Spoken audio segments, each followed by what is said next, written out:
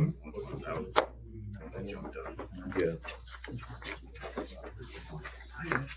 evening, everyone. We'll open the meeting up. I just want to thank everyone for coming out this evening with the inclement weather that we had this morning. Thank you for coming out. So can we please rise for the pledge? I pledge allegiance to the flag of the United States of America and to the republic for which it stands, one nation, under God, indivisible, with liberty and justice for all.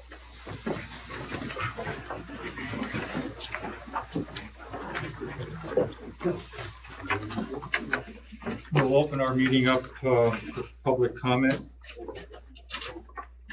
Anyone for public comment? Okay, we'll close public comment.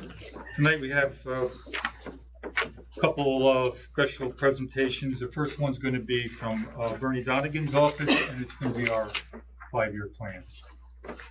You're on, gentlemen.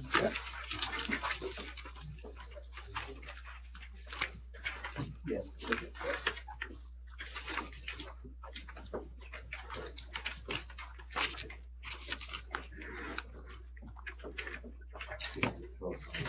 Okay. All right.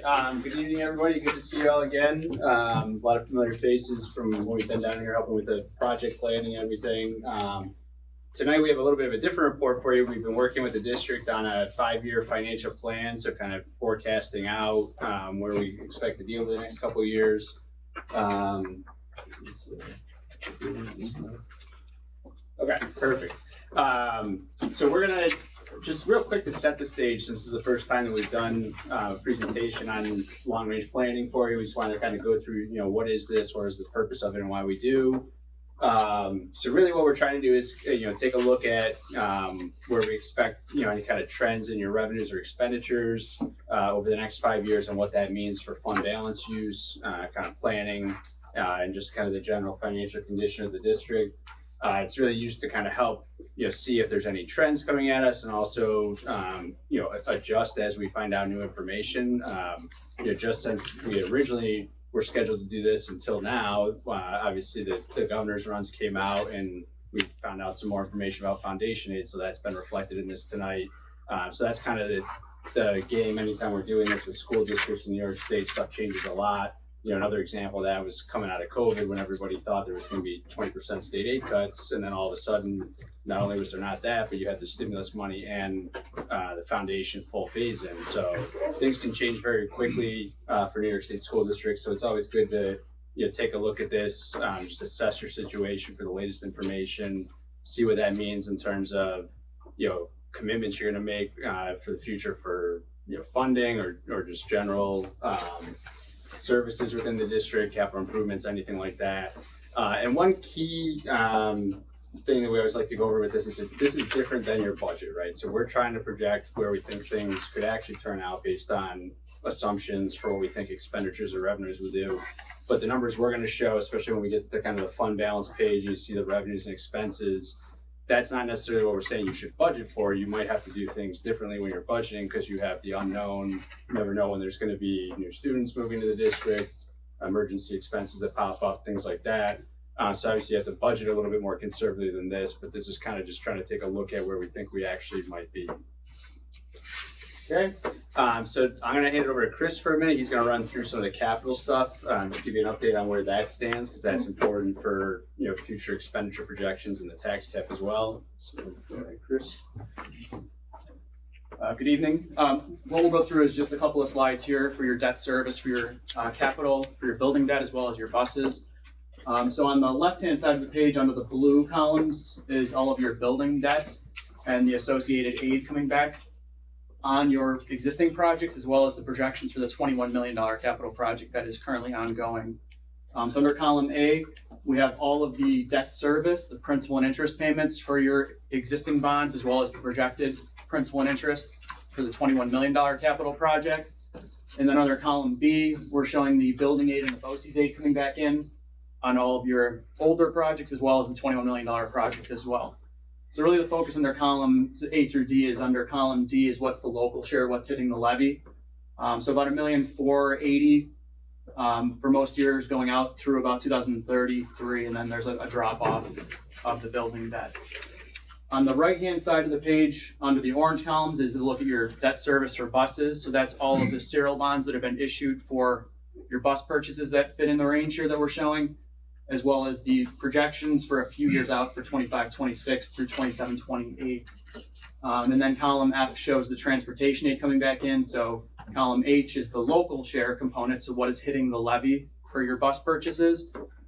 And then when we take it and combine them together under column I, what is the overall local share for your buildings and your buses, which is part of the capital exclusion, your local share, what's hitting the levy, and that's that $1,677,000 level in 25.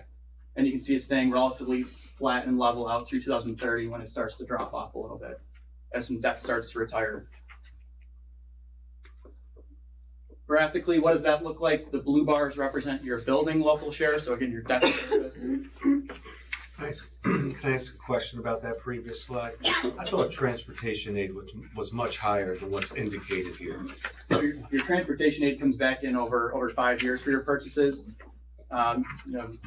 It's a percentage of Isn't it the like purchases. 70%? In that range for the district, that's correct. So when I see total debt service of buses at 2.6, and then I see the net local share for buses at 1 mil or 0.1, that doesn't equate to 70%, does it? Well, there's other buses that another debt in the look back too. So this is a look going forward. It's just 24, 25 going forward. So what you might be seeing is some of the older bus purchases and some of the aid still flowing. So it might not necessarily be a direct comparison on the ratio for the debt service. Okay, fair enough. Graphically, what do things look like for the district? Your buildings, your debt service less your building aid. What is the local share? What's the levy in blue? And then we layer in the orange, which is your local share for your buses. So again, staying relatively nice and flat out through 29, and then some drop-offs in the future to be mindful of. And that's really focusing on the blue bars is when there might be another opportunity for a capital project to come on board. If you can time the vote right and time the falling off debt, that would be an opportunity to look forward for future capital work.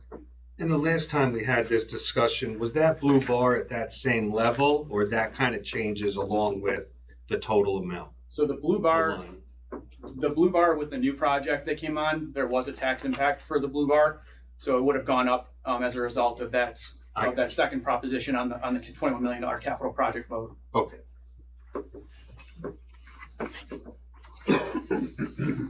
The next slide in the report just takes a look at your fund balance over the last 3 fiscal years, broken down by categories. Really what the focus on this page is above the dashed line, kind of at the bottom of the page. What has the trend been over the last couple of years? And you can see from 21 to 23 generated about $1 million of fund balance. So again, just looking to see if there's any, anything that's really standing out in terms of any significant losses in fund balance or anything of that nature. But it's really just a look at each of your fund balance categories and kind of what the trend has been over the last few fiscal years.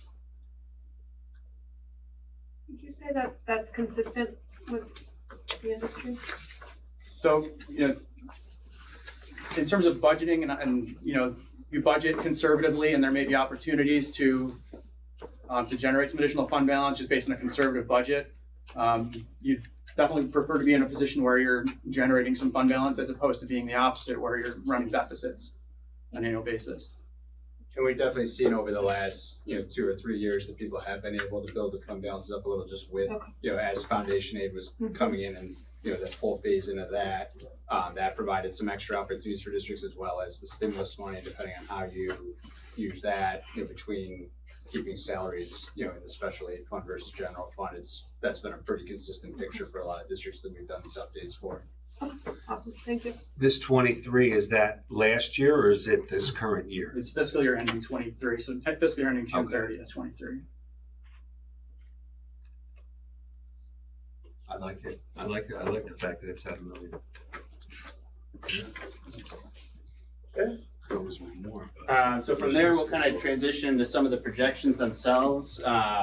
So we always start, as we talk about the revenues, we start by looking at the state aid, because there's so many categories that roll into that. So we'll see the state aid again in a minute on the revenue page, where we like to break that out and give more detail and context to it, since there is so much that goes into it. So what you're seeing here is we've got 22-23 actuals, and then 23-24 and 24-25 are based off of the recently released governor's budget.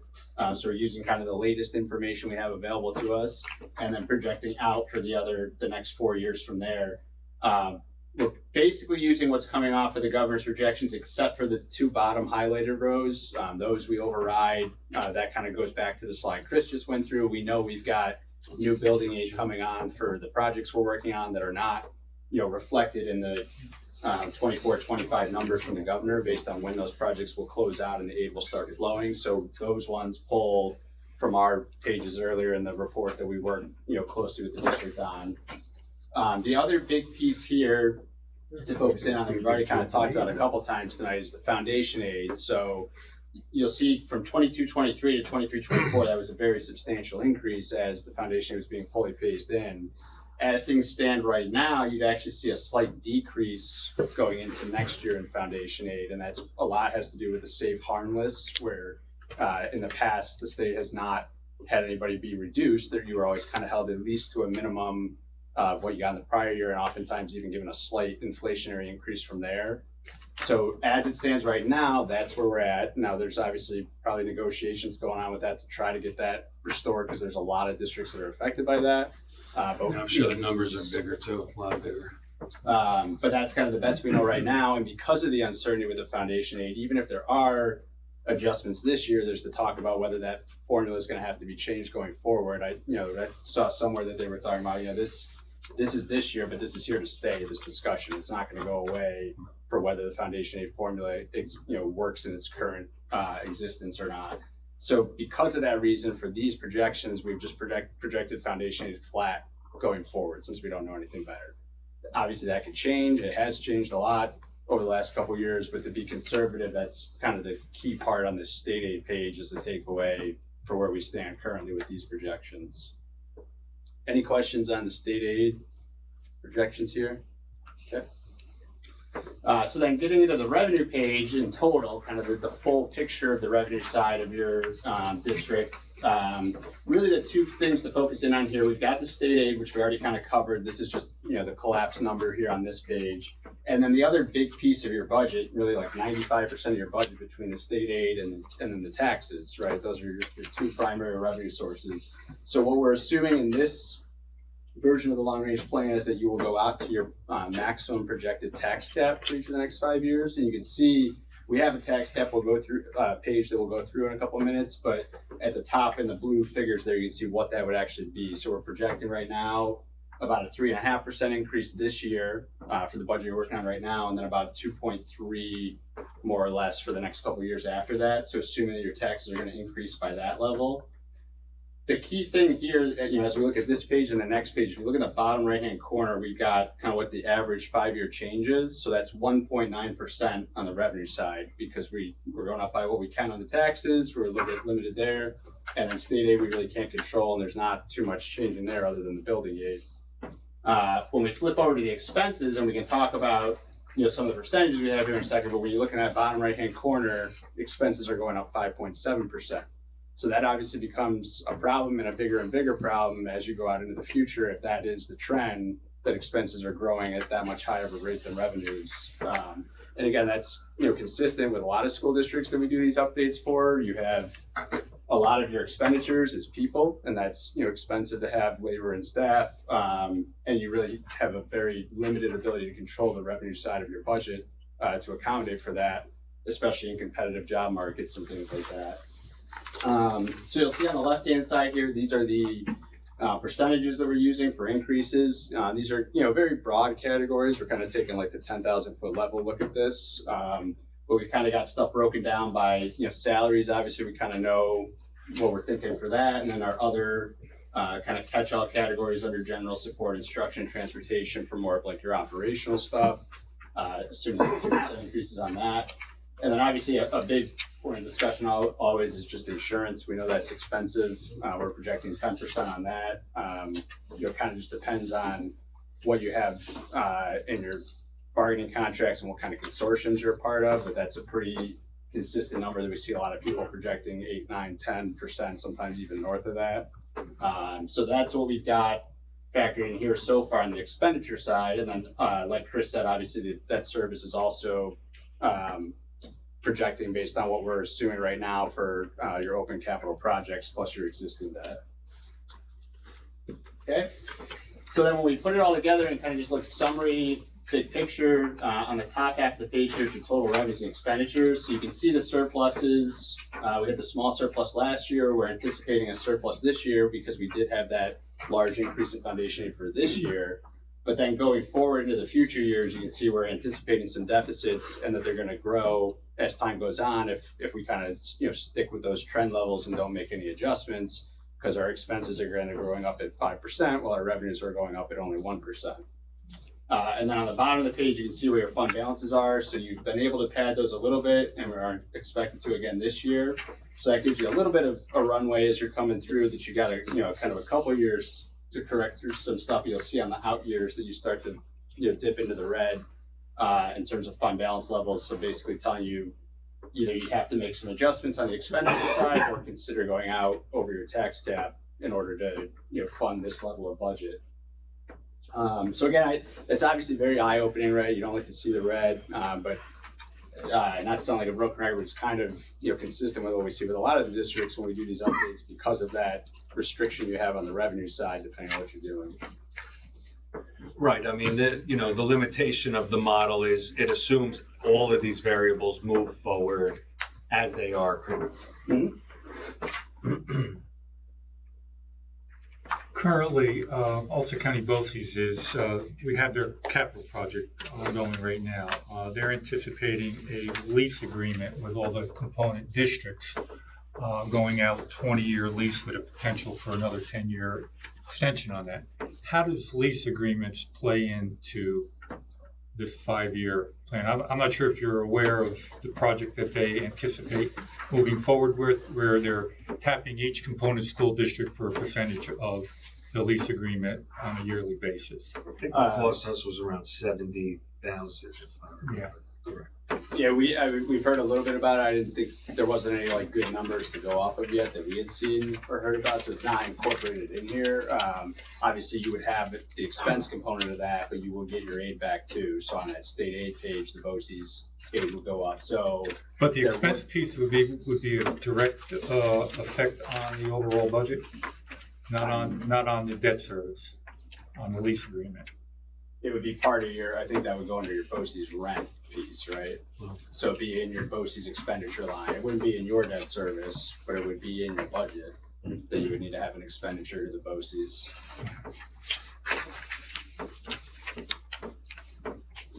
Yeah, I think it's interesting to see, overall over the period of time that we're looking at, expenses grow 5.7 and revenue only growth 1.9. But when you look at some of the individual years too, it's concerning. I mean, when you look at just 2025, which is not that far out, 9.25% growth in expenses and 1.75 or 1.7 growth in revenue. Mm-hmm. I mean, it's definitely something that we have to take into consideration all around.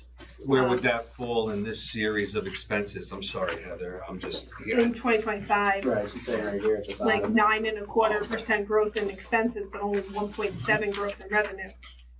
So on average, you can say we're only a few percent away, but when you look at an individual year, there could be some years that we have a lot of challenges we need to really work through.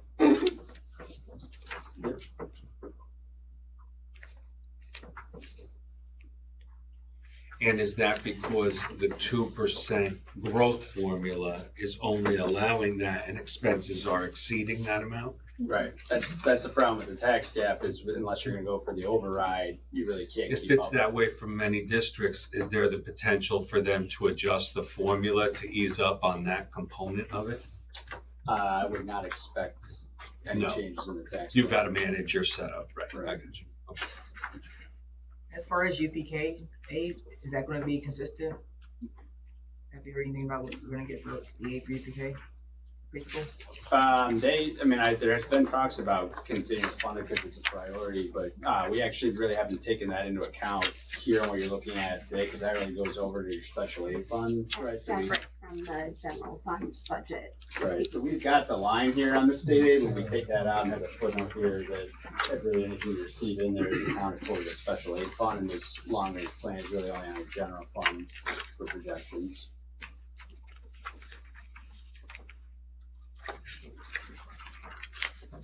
How far back did you go to set the trend of 5% growth in expense? Sorry, what was that? The trend of 5% growth in expense, how far back did you go to set that? I mean, is that just a recent? That's based on taking these percentages for these categories as well as Already using like established. currently retirement rates. So it's really kind of more taking like your baseline of where you're at right now and then projecting forward based on these percentages, based on discussion with, you know, Lindsay and the admin team for what we kind of think salaries will be going up by and insurance and projecting that out forward. I'm just wondering how malleable that is, if that's pretty much an established fix. It's gonna be a constant or if that. Yeah, I mean, it could change that. Obviously, the biggest variable just based on the percentage of your budget is, you know, what those insurance numbers turn out at, right? So if So right now for next year, we're at a 12% increase, which is $900,000 just in insurance, health benefits. Right So there, we're this using is- 10. And we, yes. Going back to the building aid and bus debt service chart, you see we drop off in year 2034. I think that was your third slide. yep, there you go. No, go back. Well, it might show up there. I'm looking at the bar chart. Yeah, that one. That's when you anticipate that we can initiate another capital project at that point? Right. So Once that debt service starts to drop? Right. So typically what a lot of districts will do is, you know, that is your opportunity if you're looking to do like projects with no tax increase. Right. That's your opportunity to have some debt come in and kind of fill in back to that bar that you're at with what's in your current budget and say that you can do some level of work with no tax impact. You could always do something sooner than that if Right. you can fund it with reserves, the local share, or have a tax increase, again, like you had on Prop 2 of the last project. But yeah, that would be Ideally, that would be the that's your range at opportunity to have 9-10 like a range. no tax increase project. And really, if the drop is in like 33, 34 is where you're starting to drop off, then it's, you know, probably like 2 or 3 years ahead of that you want to plan. That's correct. That's for that your project. 10-year, that's the 10-year cycle. We've been more or less on a 5-6 More, year cycle utilizing our I was gonna our say, capital reserves Mhm. yeah, so in that to have case, it a tax neutral project. And this, we haven't even borrowed yet on the current project, right? We're still, you were kind of going through the approvals, the anticipations to borrow this summer. So there is still a chance that the estimates could turn out a little bit better and maybe there is, you know, a drop off and an opportunity for something sooner than that. But as it stands with the current projections, that's where we're at. Now, 2035 is also the year that our bus fleets are all supposed to be electric, correct? By 2035, fully By over, yeah, 2035. and any purchases by And 2027. That could really skew things too going forward. Mhm. Yep, that could change things. I mean, there's discussion about whether that's going to be delayed. There is a waiver process to delay it 2 years, and then there's still a lot of uncertainty at the state level about the practicality of being able to do that statewide. So, but yeah, that hasn't been factored in here because of how many unknowns there are with it.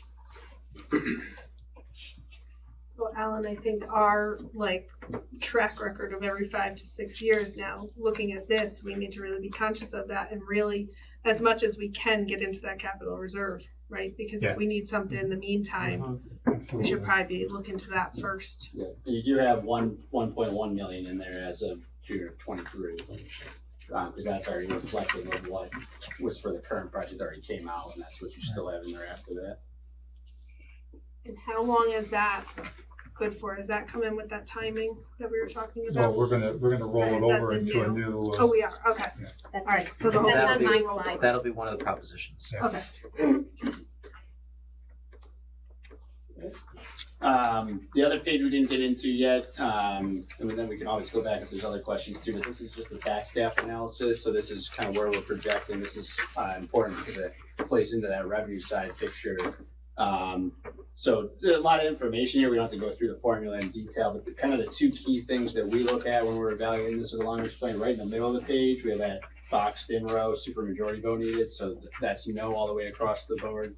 So that basically another way of saying that is this plan can be implemented with no tax cap overrides, right? So that's we've stayed within our cap, or at least our projected cap. There's obviously some variables that can change with the growth factors, but we've stayed within our projected cap. And then I always look down on the bottom here too for this, calculation of where we're at, and we are going right to the cap in this scenario, which is good because sometimes we'll have the discussion with districts about if you're leaving that money on the table, if you're not going to the cap, the impact that can have in terms of accelerating that, cliff and that gap between your expenses and revenues. So you're not seeing that here if you actually, go out with your budgets to the cap, but that would be something to consider too, that if you're not going right up to the cap, that can make the picture when we look at that fund balance page even worse, so.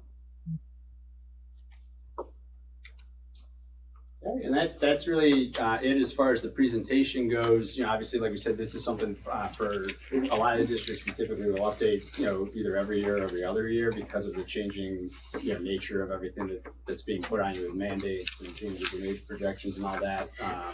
But certainly, just let us know if you have any questions, if you want updates more frequent than that, anything like that. Anyone have any other questions? Sorry, one more. I know this exercise is really something that we used previously for like our bus replacement plan. Was that part of the work that was done? Did we come up with kind of a plan for what that looks like? We took an average of your last 3 bus purchases Okay. and assumed those for the next 3 years going forward. Okay. That'll obviously evolve after you get past, the 26, 27, 27, 28 years. Okay. With electric. Yep. But it does take an average of your last 3 or 4 bus bonds, and we use that as an average to project out to 25, 26, 26, 27, 27, 28 purchases. So were you guys able to use that to come up with a plan? Because I know the discussion like a month ago was kind of, we didn't have our forward-looking I plan. have a slide for that too. Okay. If Okay, you sorry, choose I'm to- jumping the Yeah, gun. no, you're fine. So after 2027, is it that we cannot purchase any more? Purchase As of any. right now. So, as of right now. So our, So, as it is now. We have to, we could utilize some of that money, we have to squirrel away for future. So we're gonna have a lot of infrastructure in addition to bus. And I guess infrastructure wouldn't be in that bus bond necessarily, right? Your infrastructure is gonna be in it's gotta be in facility There stuff? might be some allowance for. Capital sides. Yeah. that's Yeah. what That might the increase capital the reserve bus is. aid on it too, for let's say, Presumably there'll be for the new zero emission Startup buses, costs. who knows what the state will do on that. Would it be valuable, like I don't recall the last time we did an enrollment study. We But I did know- one quite a few years ago, and believe it or not, they showed our enrollment skyrocketing during, I think it was 2015, somewhere around that, and it never materialized. We had discussions at that point in time of how we're going to expand our infrastructure, and we talked about coming up here with another addition and rearranging all our K 5 and our 5, 6, 8, and 9 to 12, but it's been a long time since we've done that projection. Ours has been declining. There's some literature actually here that talks about just birth rates in that New York are declining as compared to historical levels. I'm just curious. We got a lot of growth, but I don't know if that generates anything for the school district, if that would be worth pursuing. Sometimes there's studies that project out 10 years. Our tax base has increased over a good number of years, but it hasn't affected our. Well, that's just value, right? As values rise, taxes go. Well, new in general. commercial. Yes. Yeah. Thank God for that number. Actually, that growth number. But I think- New York's birth rate is lower than nationwide birth rate right now. Well, I think why I bring it up under a capital project discussion is because I think as we wrapped up the last one and we talked about new, I made it a point to say we haven't really created any new learning spaces, right? We've kind of renovated, but we haven't created any new ones. An ad program, and we talk about, but is the capacity of the building okay? Like, and if enrollment is projected to decline, then we don't have to worry about adding on instructional spaces. We'll just maintain what we have. You know, that type of, that's why I bring it up under capital projects. That's a good point. Overall, I really appreciate this study. Certainly would like to see it more often than we have done. You know, I don't think it's maybe necessary every year, but definitely every other year. I think it would be great to just It's a keep on top nerve-wracking of. process. It is, but it's right? It It gives you a is. glimpse of reality. It's not, let's not wait until the last minute and then have a, Absolutely. Excellent report. Absolutely. Thank you Yeah. for all the work that we know goes into Appreciate creating it. our numbers, but there's a lot of information here, a lot of good information. Everyone okay? Any other questions? Thank you guys for coming down. Have a safe trip back up.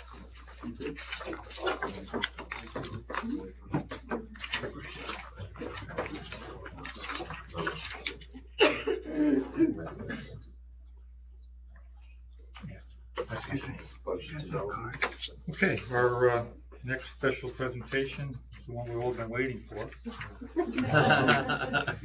Our budget development, state aid and revenue presentation. So Here, this Wendy. is, thank you. This is the second presentation, so the revenues that we're gonna see. The meeting in January, we talked about the tax levy, which there is a resolution for the levy to be approved tonight, so we can put it in by the March 1st deadline.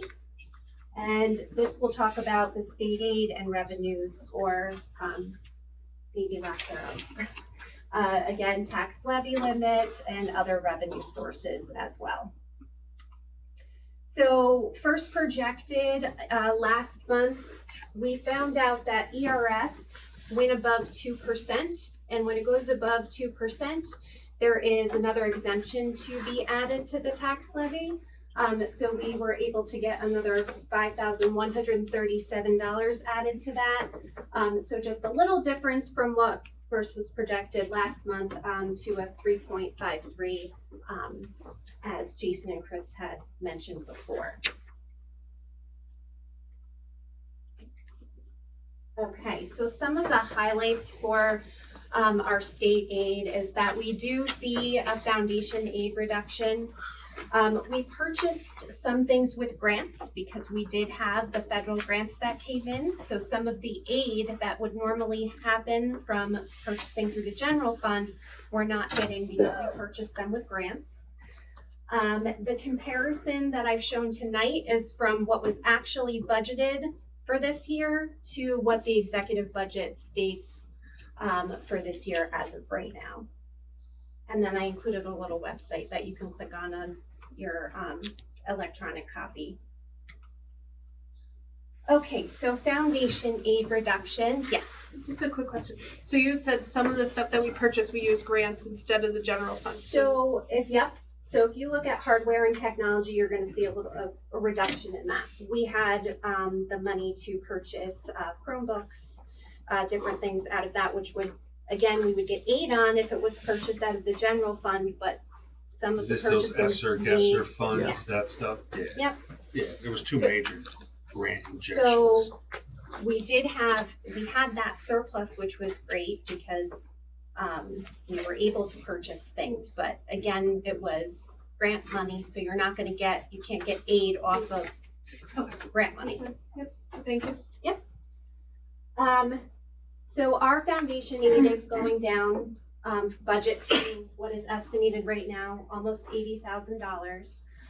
We did see an increase in BOCES, high cost and private excess cost aid, and transportation as well. So this total is about $185,000 with increases in aid. So this is our draft budget revenue, again, for what was budgeted for this current year to the estimates. So we do see that $185,000 increase. I have it highlighted yellow because April 1st, we could find out that we had more. But when you hear about the Save Harmless if they make us even with save harmless, it would just mean that this negative would go away. What we want to hope for is that they'd also increase us by 2 or 3%, which would give us a couple $100,000 extra instead of in the negative.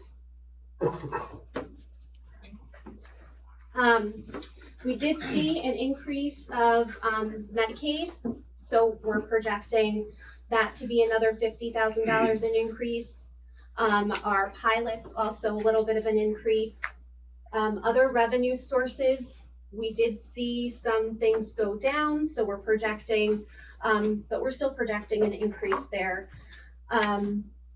Due to the aid not coming in, I am still suggesting that we keep that 1.15 in fund balance to carry over. It is highlighted because you can choose what we would like to do with that. So this will give us an increase with all of our tax levy, all of the increases as of right now at 1.457567. So the final line down here is just for us to understand the increase that happened last year and the increase that's going to happen for next year. So because we went up to full foundation aid, we received $3.4 million in increases last year. This year, we're only going to receive 1.4. So that gives us $2 million less of increases in this year to help us with our health insurance increases, with our contractual increases, with electric, with gas, with fuel, with all of that. So this puts us in a situation where we might have to make decisions on what we would like to do with the budget. This doesn't mean that we are going to have to cut $2 million from the budget, but there are substantial expenses that are definitely going over what this $53 million is projected to do as it stands right now. So the other thing that's happening too, which isn't part of the general budget, but those federal ESSER funds are done for next year. So anything we had that was extra, ESSER funds supported us through this year too, so that way it was able to help us fund all of those expenses. But for this year, it is definitely a reduction of what that increase is that we had last year. I have just two questions. The interfund transfer, $70,000, what is that? So that was on their report. That's something from our capital Interest. fund. We're going to, our interest and debt service. We also have a debt service reserve that we can use. So we have projected out for this year and next year where we're going to use those funds. So we're able to take that $70,000 from the capital fund and move it into the general fund to pay for debt service. Okay. And then just the other question, the 1.15, I know that's always the thorn in my side right there. On that one, what is your confidence level? Maybe it's way too early, but just general idea right now, just in terms of our ability to really carry that over from this year into next.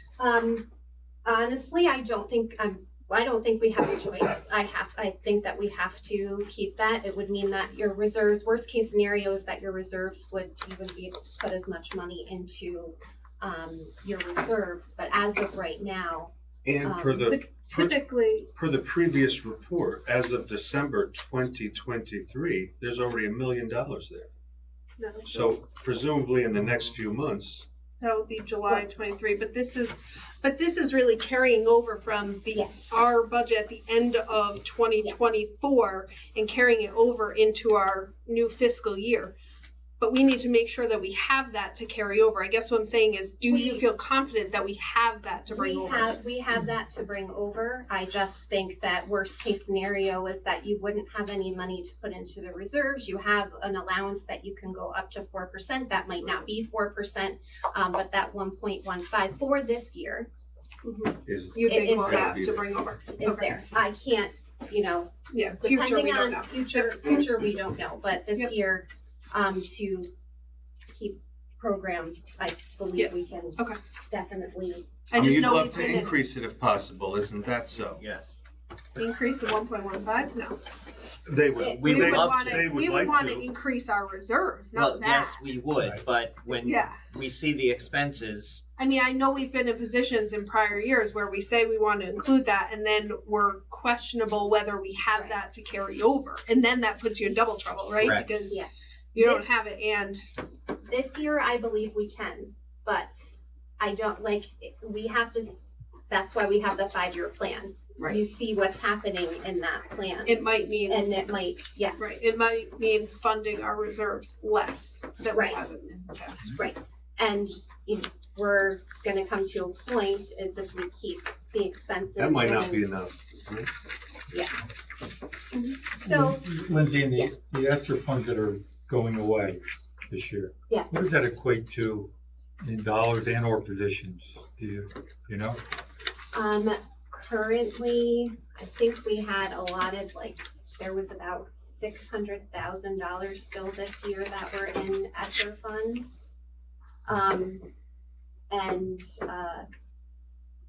So So- to so we retain those positions, we have to make up that difference. You have to make up that difference. What's happening right now is that difference isn't 2 million, Right. but it's on its way to 2 million as I'm adding in all of the expenses.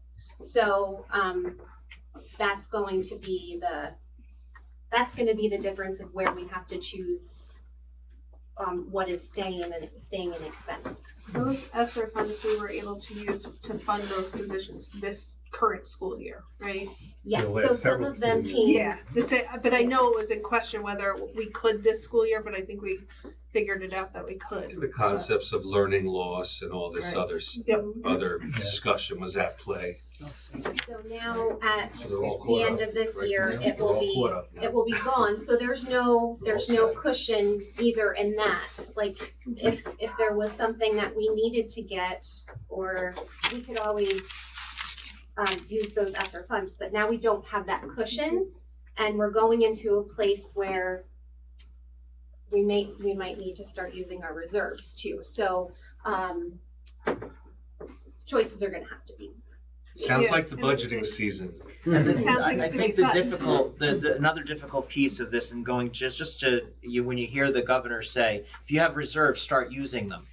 We're not one of the districts that hasn't been using them. So when she says that, it's real for some districts who have these reserves that they have not been whittling down. But And when you we're look at not the one 5-year of them. plan, it looks like we're going to be needing those in the Correct. future. So that's really the concern. So it's the double whammy with the foundation aid, the formula not changing, and this idea that we have reserves that we need to spend down. We're not one of those districts. Yeah, we don't have them. Yep.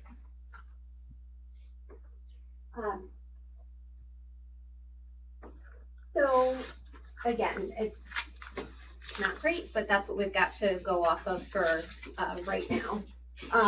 The two other propositions that would be put on the budget.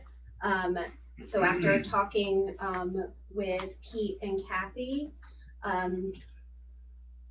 we are deciding that propane bus purchases right now would be the optimal use of our funds, since if there is a cut in purchasing those types of buses by 2027, Donegan's proposal showed $350,000. This is about $7,000 over that, but this would give us 2 65-passenger propane buses.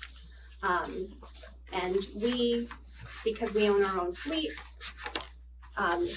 it's in the best decision of the district to make sure that we are able to use those buses. And if we are ever in a situation where we would need to get rid of the buses, we can surplus them. So we have those extra here to use. Currently, So that is, go ahead. currently with the new proposal of zero emission on school buses, our replacement plan right now is pretty much Propane not doesn't meet in those existence specs. anymore. Because in No. 3 years, right? Well, We cannot purchase any more fossil fuel We have buses. until 2035. 2027.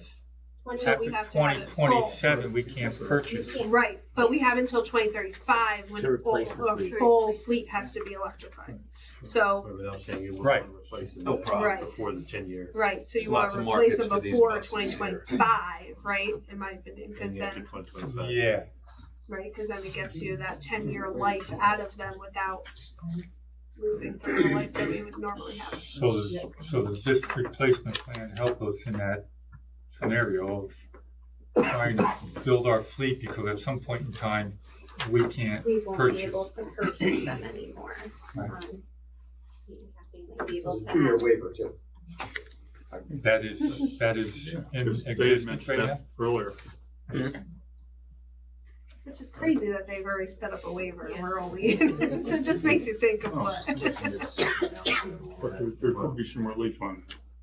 Well, that's what I'm saying. It's so far in advance and they've already I set think up they're a waiver. probably trying to buffer the demand because the demand's going to accelerate the cost. So by putting in a waiver, you're going to buffer that. So between Pete and Kathy, you're pretty confident that, moving forward with just purchasing, because in the past, we purchased some handicapped vehicles, we purchased some Suburbans, we purchased some smaller buses. Your and smaller now we're mobile doing- fleet is all set. I Yes. think we asked for Well, that last already year- a couple meetings ago. Yeah, last year we They were did a good. lot of the smaller. Now, Yeah. did we do any bigger buses last year? Yeah, we did one. There was one. Yeah.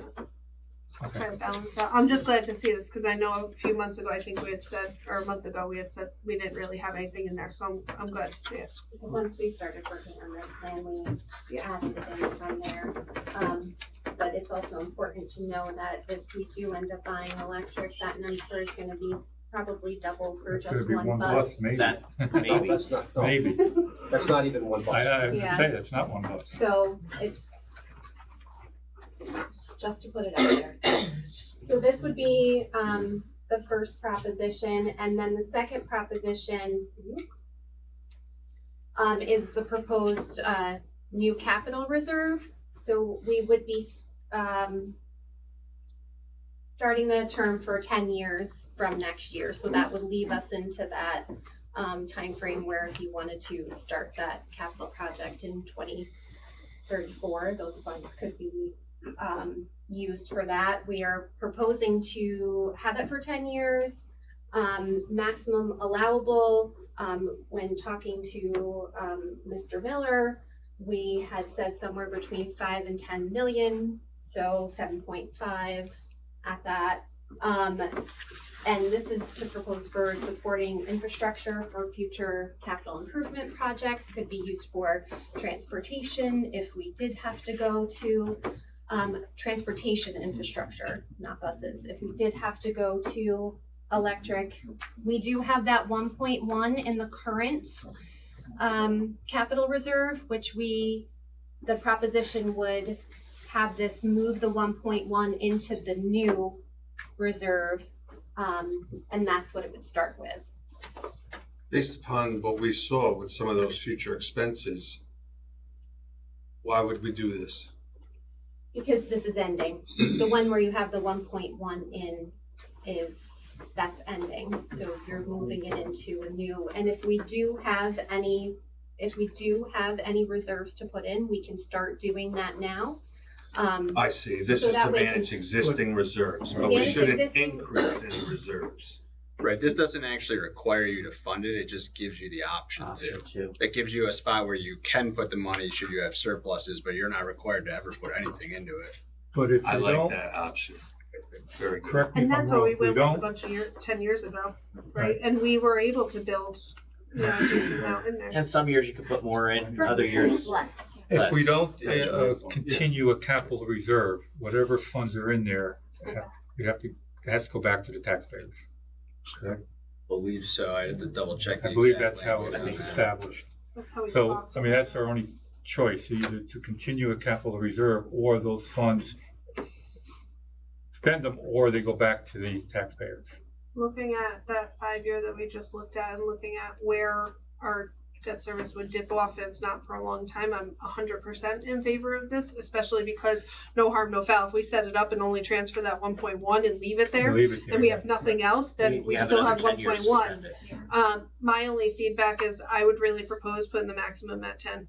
I don't know if there's repercussions in terms of what you put it at, but if we're already moving it, just looking at what that 5-year plan is and seeing that we're not really able to do a no net tax increase project until 2034, why not bump it up instead of getting us into a position where we say we have 7.5, we can't do anything else. Just my suggestion. Good call. Sound advice. So that was the final slide. Our next budget presentation will be on March 5th. And again, there is on the agenda tonight to approve the tax levy, which I will submit on March 1st. Again, as Jason and Chris said, we are going up to the cap and not leaving anything on the table, which I agree with after our discussion with our 5-year plan. And anybody has any questions? So just one of the things that I think we really would like to hear from the board as we start getting that March 5th presentation together, are there particular items that have been added in the last few years that maybe are not necessarily those items that you feel need to just stick around? Because we're going to be needing to make some difficult decisions. What I don't want to do is just put a menu up of a bunch of positions and we sit here and start. So if I have an idea of where the board is on positions that we have added in the last few years, that gives us as a team an opportunity to kind of meet some of the needs of the board who represent the community. And then obviously the district, we're going to be making some of those decisions to put into that presentation. Right, we have our perspective, but then we also need program perspective. Yeah, no, absolutely, absolutely. Just I think typically what we've done is we've put this presentation up there and then we talk about it for a bunch of meetings. If we can get some ideas, and I don't need them all tonight. I mean, you guys can, get them to me in the next week or so. I think it just would help the conversations. Because they're not easy conversations for us to just have. Well, some of the information that was shared was like mandated versus non-mandated and that kind of thing. So we can, that stuff sits in email. We can go back and pluck some of that stuff out. But I think with the ESSER funds, those grants, I think we did AIS math. I believe we did some mental health services, social workers and such. I got to say that, those positions, I mean, we can't afford to lose those. Just for the sake of where our students are coming out of COVID and the issues that are going on, those services are something we need. So, I mean, we have to become creative, in my opinion, of where we're going to look to make some cuts to absorb the deficiencies we have right now. I think that is the case, but I think it might be helpful for us just to have some numbers behind it, just to see caseload for those, just to make sure that we're not making that decision out of saying we think that this is what it is. I would agree with you 100%, but just to make sure we're making the right decision, just to see caseloads on them.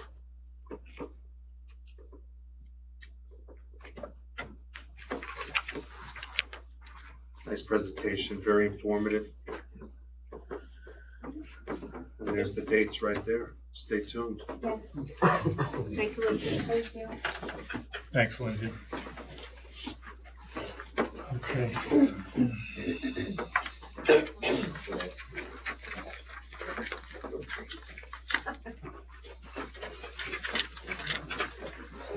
All right, moving on.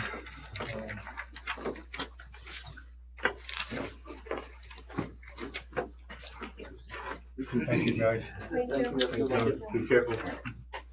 Here we have our consent agenda, items DA1 to D.6. again, like we normally do, if there's any questions or concerns, any individual item you want to pull out, This should say February. we can do that. Under EB, Committee on Special Education, there's just an update. Meeting date range should be January 13th, 2024 to February 9th, 2024. Sorry for that oversight. Not gonna go back in time. Correct. So as you're aware, we're approving our capital project. We have both our management team here and our design team here. So if you have any questions concerning the capital project, as we're approving that this evening, you can ask them questions, and if they're not on our agenda to speak at any other time, this could be the time that we can ask for a update and a rundown on that. I mean, we're approved, you know, they're on here for approval, so these came in at the, I guess it's more of a support service. They came in within the levels that we were expecting. They didn't come in too high, within allowances. They didn't come in within allowances.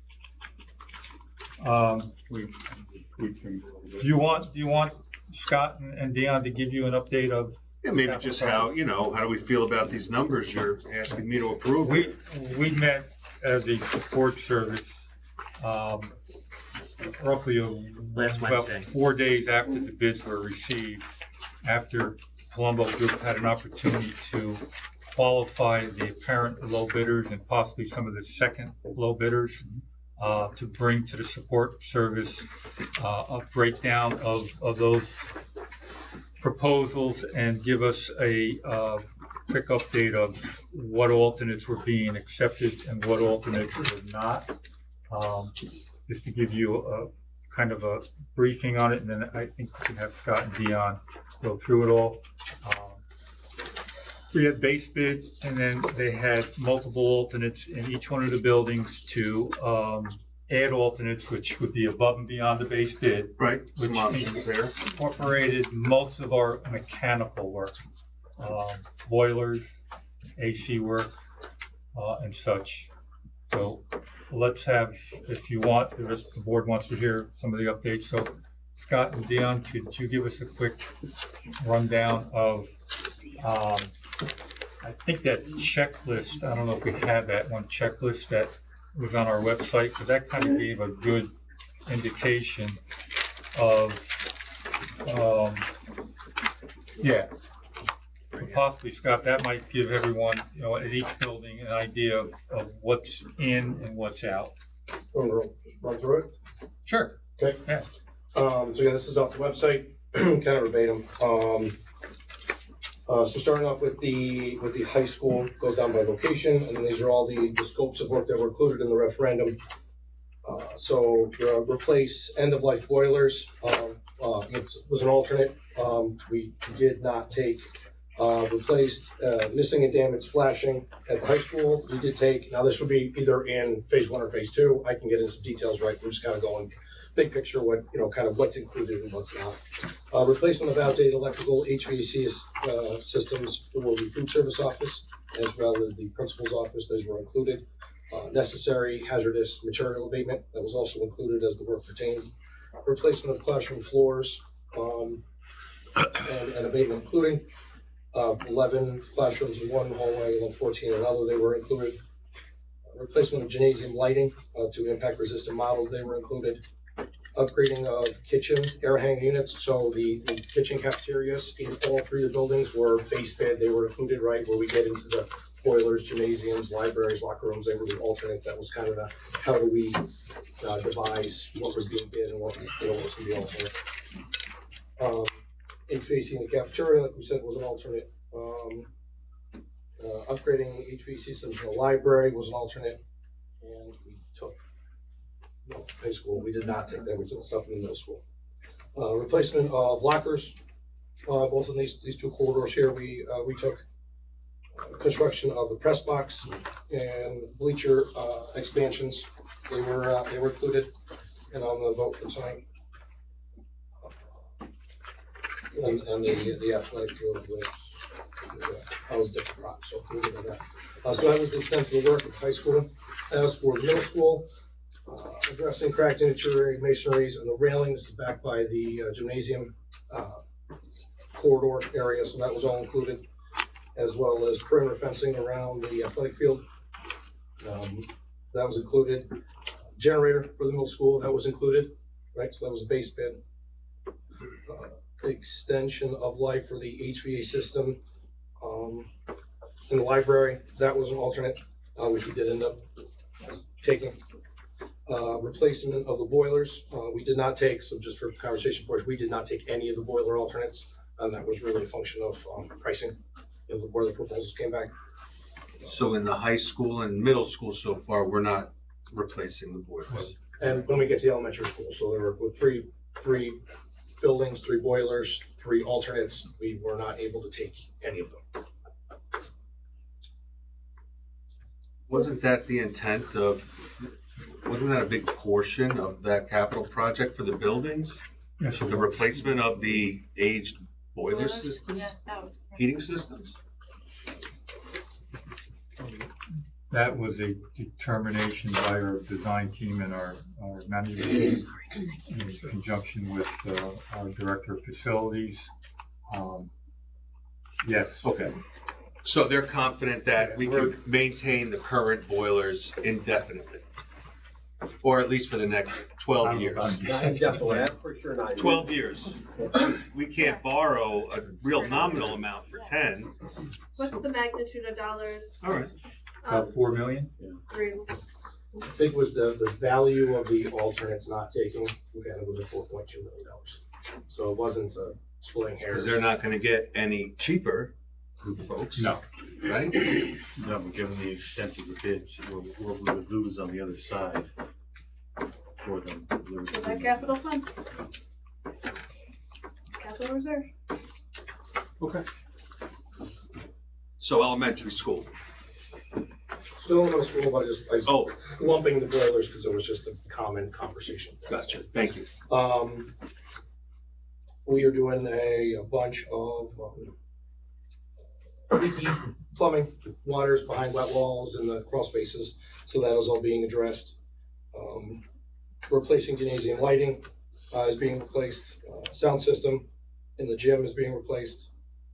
Public address system and fire alarm for the middle, again, this is middle school, this is the entire building, right? That is being replaced. Upgrading of the ventilation system in the locker rooms, that was an alternate, which we are accepting, so that is being replaced. And upgrading of the HVAC system in the cafeteria, like we said, was a base bid, so that was also being replaced. Now we're jumping over to the elementary school, renovating 24 classrooms. So just about everything, and it's the hallway, Pete, is that kind of the final synopsis of where we're currently at? Yes. Is going to be abated, this is floors, and then we're redoing the ceilings, the lights, and those more movable partition walls are good news. 42 classrooms, isn't it? 24 plus the alternate we took. Yeah. So it's another 8. So are they in or are they out? They're included to the work. So when we are done with phase 1, which is this summer, the only thing that will need to be renovated would be hallway corridors in terms of floor abatement and replacement. Well, and then the art room, music room, those rooms aren't being touched. Replacement of HVAC system. So this was for the main cafeteria or the stage area when we walk in right by the principal's office. That was base bid, and that was being handled. Updating of the gymnasium system at the elementary school was base bid, so that's being upgraded. Improvements for electrical services, that is base bid. That is all most of the panels throughout the building, and then the switch gear. Most of the panels will be this summer, and then the switch gear, because the lead time will be Christmas break or when the time allows, once that stuff shows up on site. Addressing foundation cracks. So this is some cosmetic addresses in the multi-purpose room. That's the large common area adjacent to the playground. Rehab of the softball field through improved drainage, as well as fencing on the top of the rec area, the paved area for the basketball courts, and then a outdoor classroom pavilion. Bus garage, we are including 2 new lifts, right? And then we are not doing ceilings and lights in that building. And then the high school track and field, which is predominantly the site work contract that was up for vote today. That's the replacement of the grass field with turf, resurfacing the track, perimeter drains, fencing, steeplechase, shot put, and the concession building.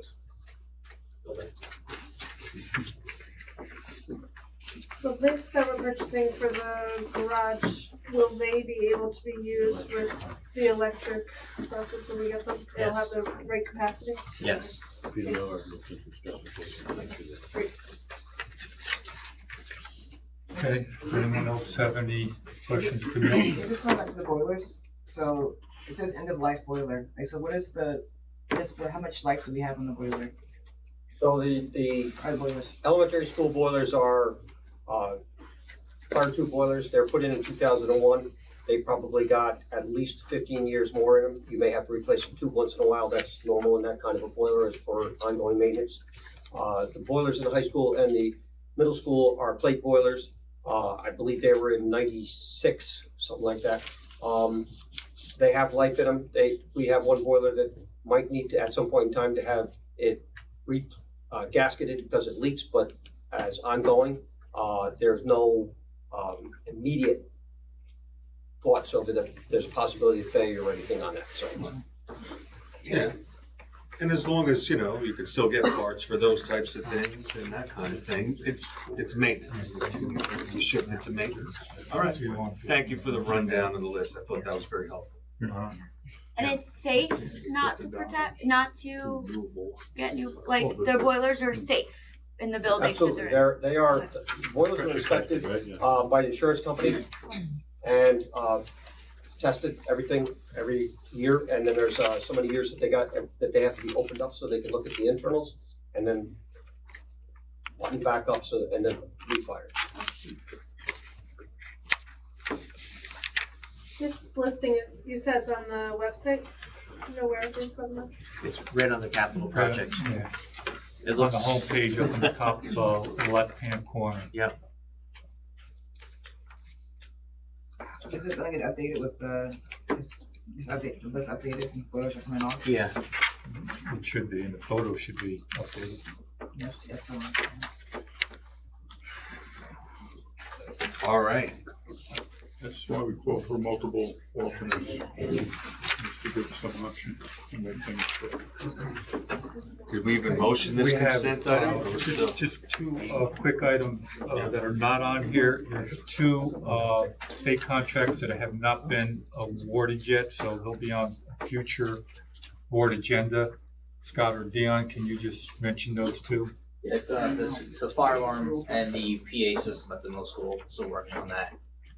But once we get that going, there's no long lead time items, so we don't have any concern that's not gonna get us, pushing us to the fall. It'll all be done this summer. going more traditional on the PA, or you going IP?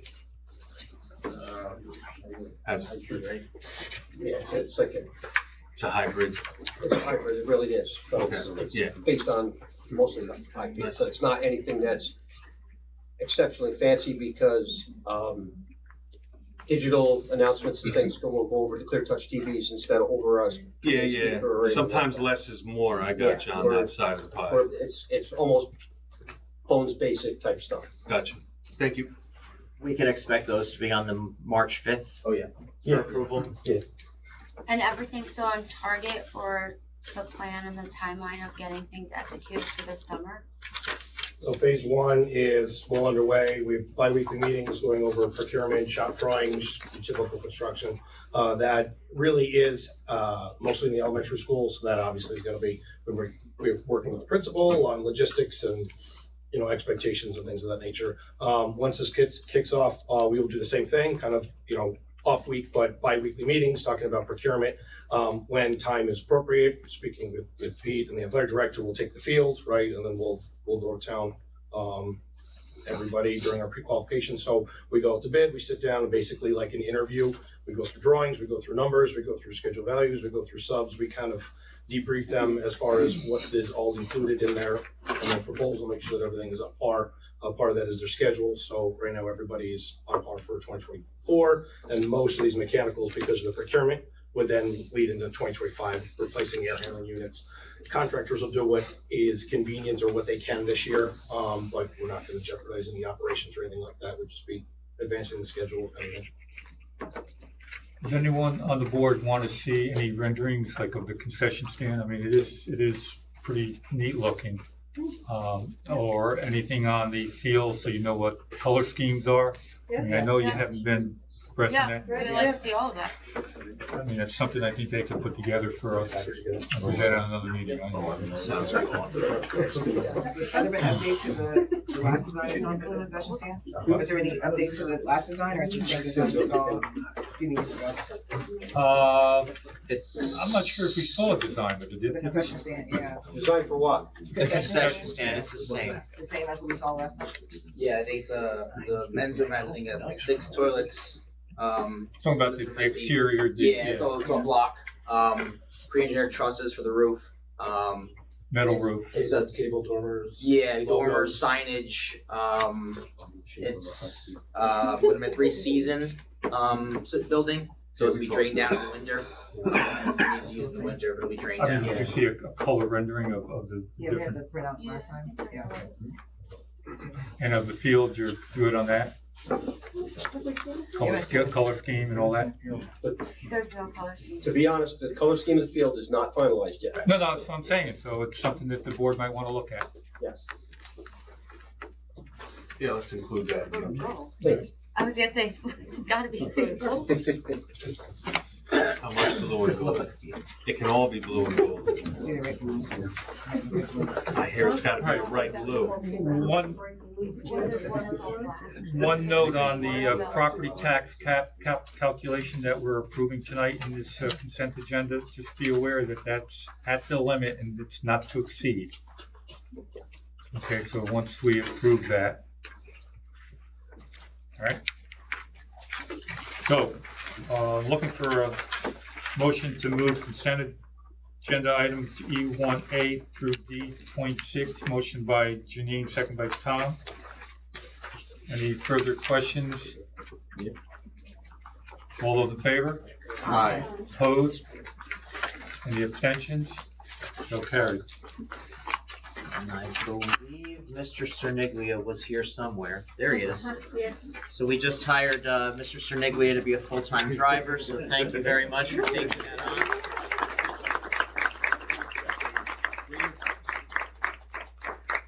think that covers everyone that's in attendance tonight. Just a side note on our new bus drivers now, I don't know if they read the fine print, but there is a 10-year commitment. Just say. 10 years. Yeah. 10-year commitment. You got it, Ed. I like Ed's idea. Okay.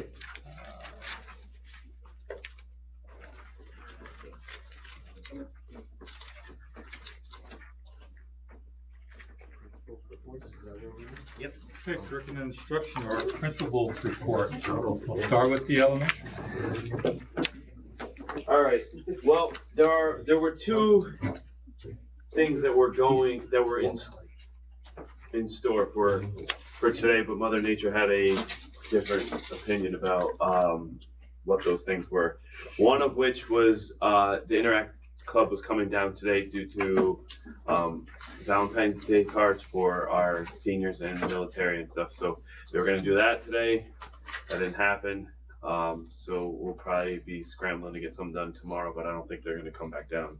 But Reagan, I want to just give her a shout out for all the work of getting all the supplies ready and all that. So that was really awesome. That Reagan's always awesome to work with. So I And think if then you can get that rescheduled, I think the vets would be more than happy to take them a few days late. Yeah. and then the other thing, you're just gonna have to wait because that's a surprise, and so tough luck. So questions, and not about that. I'm not telling you.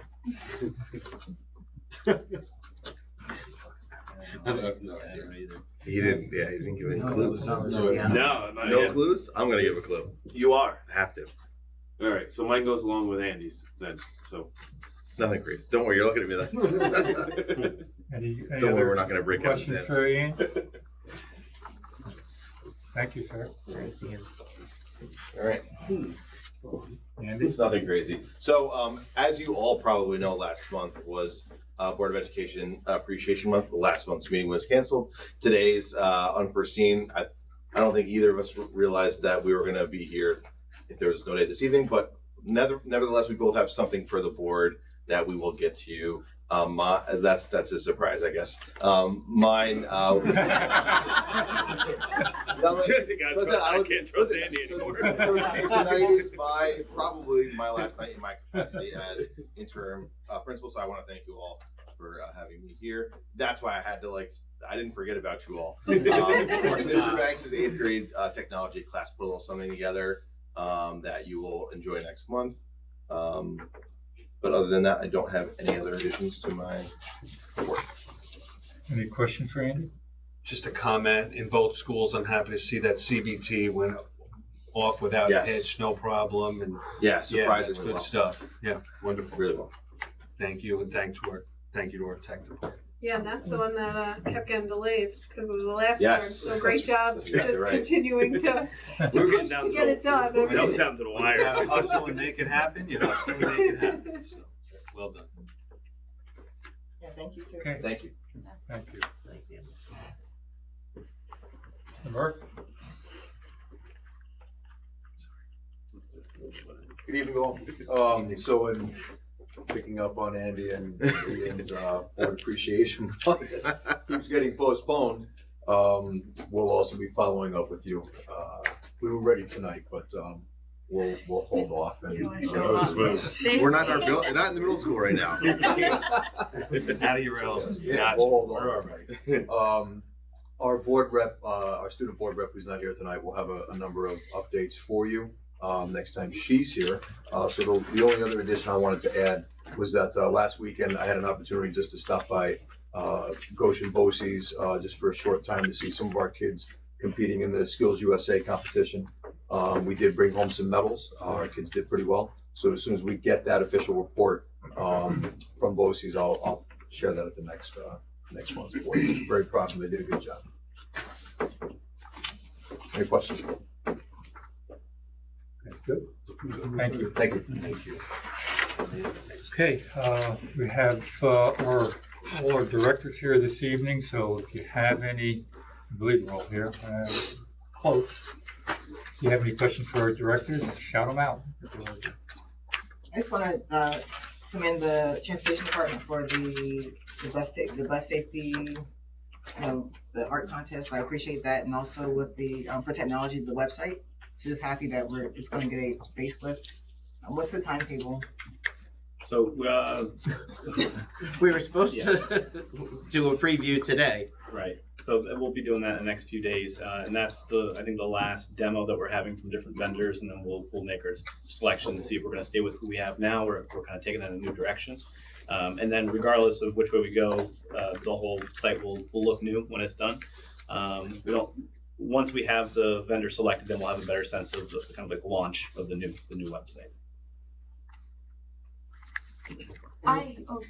This was spring sports. Just updates on where practices will be held for the sports that are having to relocate because of the travel. I'm sorry, what was that? Just an update on spring sports and where different practices are being relocated, competitions due to the construction. For the spring sports right now, I mean, we're gonna be fine. Competitions for varsity and modified lacrosse will be down at the middle school. Flag football will be using the upper field. And baseball and softball will be on their regular sites. Track is the one that we're still working on. Obviously, our meets will be away, but I'm trying to secure New Paltz still, New Paltz High School. at least 1 or 2 days a week, and then they'll use the upper field where the net is for discus and shot put, and then they'll be using Tony Williams. And I think we'll be fine. Thank you. Yep. Has that communication plan gone out to parents? Because there seems to be some conversations about different places that the events are going to take place through the spring. Not what you said. So I think there might need to be a communication plan to make sure that parents and athletes know that that is the plan and not some of the other places that are currently being talked about where they're going to have practices and content. And what places were they? I had heard that that stuff was taking place at Marlboro and Walk Hill. No, the only thing at Marlboro would be the boys lacrosse. Yep. They usually practice in right. March, and they'll play either, I think they have 1 game this year. They've always done that since it's a Okay. merged team. The girls are fine practicing here using the turf in the upper field. Everything else we're planning on doing here. So everything Family is- ID is open now, so kids are registering, but we'll have our meetings and we'll make sure everybody knows. And if you go on our school where the schedules are, most of those changes for home events are listed Highland Middle School. Okay. So it's fair to communicate that things are happening in Highland, not at other school districts, except for the standard with the boys lacrosse that always for the month happen of March. for the most part. For the Okay. month of March. Yep. Okay. And that upper field. I mean, I think we could get something to what Frank just said. We could probably get that right on the front page of the athletic website. Yeah, I think. Yeah, once we roll into the spring season, it'll be out there. I mean, and then when we have our parents' meeting, like we did for the fall and the winter, we'll mention then that, these are the sites we'll be playing. It's really not much of a difference. Well, and that's what I had thought, but I had I was fielding a lot of questions about how we were going to get our students to Walk Hill and Marlboro and so on and so forth. And I was like, I think you need to wait till there's more communication on exactly what is going to take place. Right. So, okay. So that upper field will remain untouched and will be viable as far as we know. Correct, yes. Yes, the way the fencing will be, people will be able to get up there and use that for practicing games. I had One quick question mentioning that. Peter, maybe you could chime in on this. Are they going to remove the perimeter fence around the track while they start construction and put up a temporary fence to keep some of our athletes, migrating into a dangerous situation, vice versa? It'd be a minimum 6-foot fence around the whole site. Okay. Good. Anyone else have any? I had some questions about the technology service report, specifically related to the website unblock requests. And I was curious, on a month, do you have an idea on a monthly basis the number of requests that you get from teachers versus students with regards to that? The vast majority are from teachers. Okay. And then my other question is, because this will go later into the cell phone discussion, is that when teachers assign their students to either see a video or to go out and read an article, is there a pre-check to make sure that those websites or videos are available? And does that change often? So can a teacher say, like, I want you to go out and review this video or check out this article, not knowing that that is something that is blocked? Right. So if they're using GoGuardian teacher tools, there is a tool in there to see if a website is blocked. We can also run the check ourselves if there's something that they're not too sure about. Those are probably their best options to see whether or not something that they're going to assign is accessible to the students. Can I ask a follow-up to that? Sure. So as a student, I can go and request that a website's unblocked? Yes.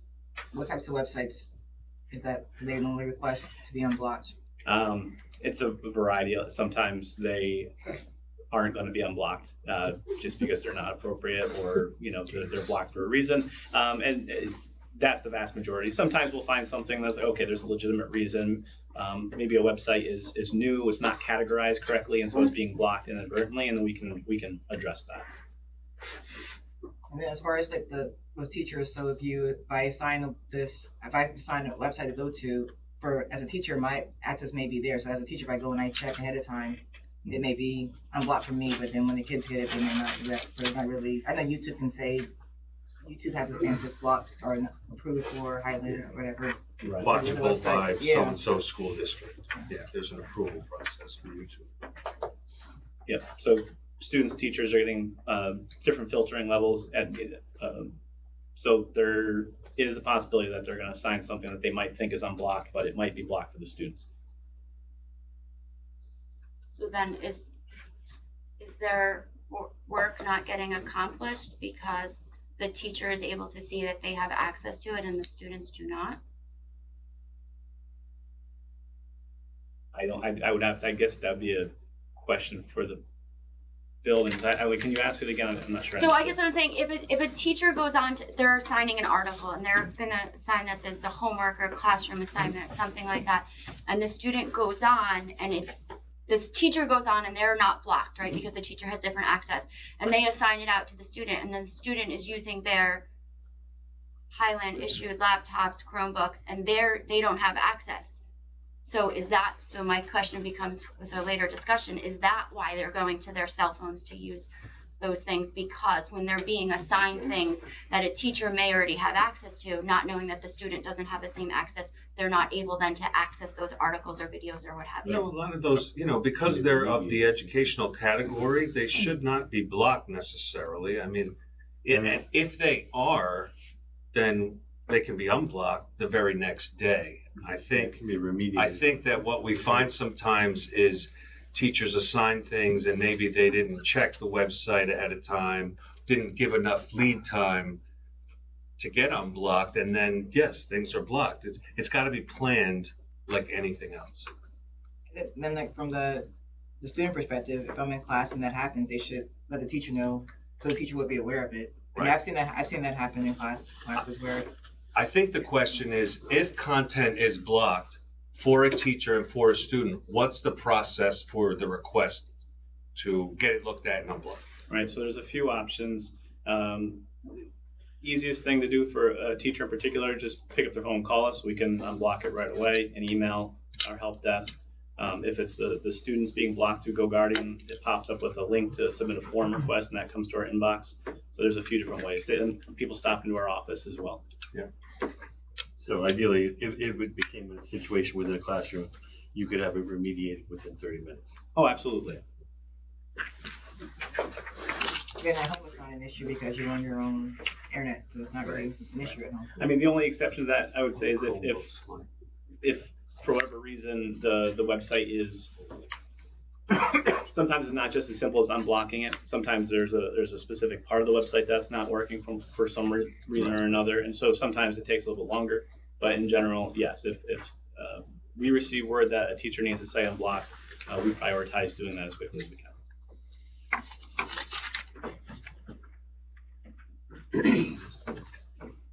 Everybody okay? Anything else for our directors? Yeah. I just want to, we'll send you, Elizabeth and I will send you an update on the March 5th of the winter. But just to let you know, a couple things I just want to mention. Varsity wrestling, we had two athletes that won the section, Bradley Gatto and Quinn Jones. They'll be representing Highland at the States. Also, the girls basketball team won a division for the second year in a row. They'll be playing Millbrook at Millbrook President's Day in a semifinal conference championship on Monday. They also secured a home sectional game.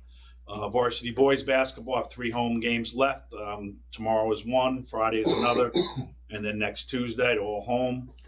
Bowling, competitive cheer, and indoor track competing in sectionals and qualifiers, state qualifiers this week and next week, and then at that point we're moving into the spring.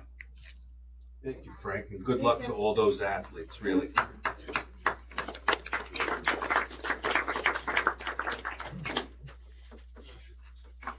Anyone else? Okay, Dr. Boyd. Our state performance plan that we reviewed for our IEPs for our transition services has been finalized. We came back everything okay on that, so that one's wrapped up.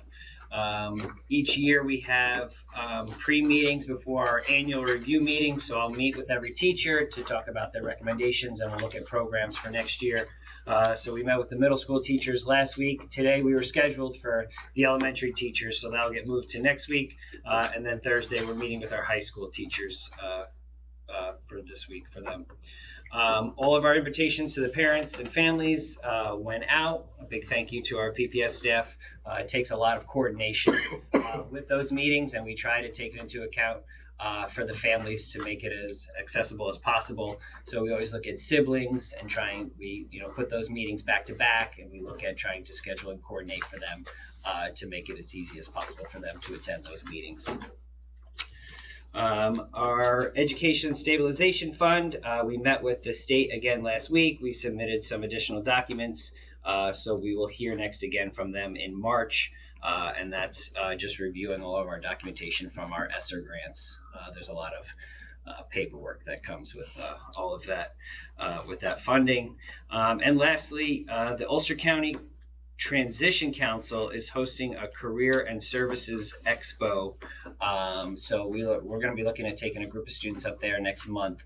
And what that is they have all kinds of vendors and stuff. So some of our students can look at community supports that could be beneficial to them once they leave here. So we try to get them hooked up with some of those services and get to some faces with them and get to know them and some connections with them so they can have those once they leave us after 12th grade. Any questions? Okay, Mr. Zimmer. Good evening, everyone. I have a few items to report on. As was briefly touched upon a few minutes ago, on Thursday, January 25th, the elementary school and the middle school conducted the New York State computer-based testing simulation for grades 3 through 8. The students used their district-distributed Chromebooks to take the math portion of the exam to practice computer skills needed to be successful in testing. The simulation went very well, and both staff and students navigated this new testing format easily with very few concerns. Not only did it give our students an opportunity to familiarize themselves with the test format, but it allowed us to assess our network capabilities, and all went well. So thank you to Ian, Andy, Karen, Rich, and anyone else who helped out, made sure that went well. Next, a reminder, the district-wide direct committee will meet next week, Tuesday, February 20th at 6 p.m. on Zoom. Those who are not on the committee, and if you wish to attend, you should reach out to me or our DEI liaison, Harriet Meyer, for the Zoom link. I have some exciting news to report. Across the district, 3 of our teachers were selected to participate as item writers for the New York State grades 3 through 8 assessments later this month. Elementary school special education teacher Kendra Elliott and middle school ELA teachers Tasai Wright and Mary Leahy will participate in Albany with writing items that may be used in future New York State grades 3 through 8 ELA and mathematics assessments. We look forward to hearing about their experience participating in that process. Very cool that they were accepted to go. I know many teachers across the state applied to be part of that process.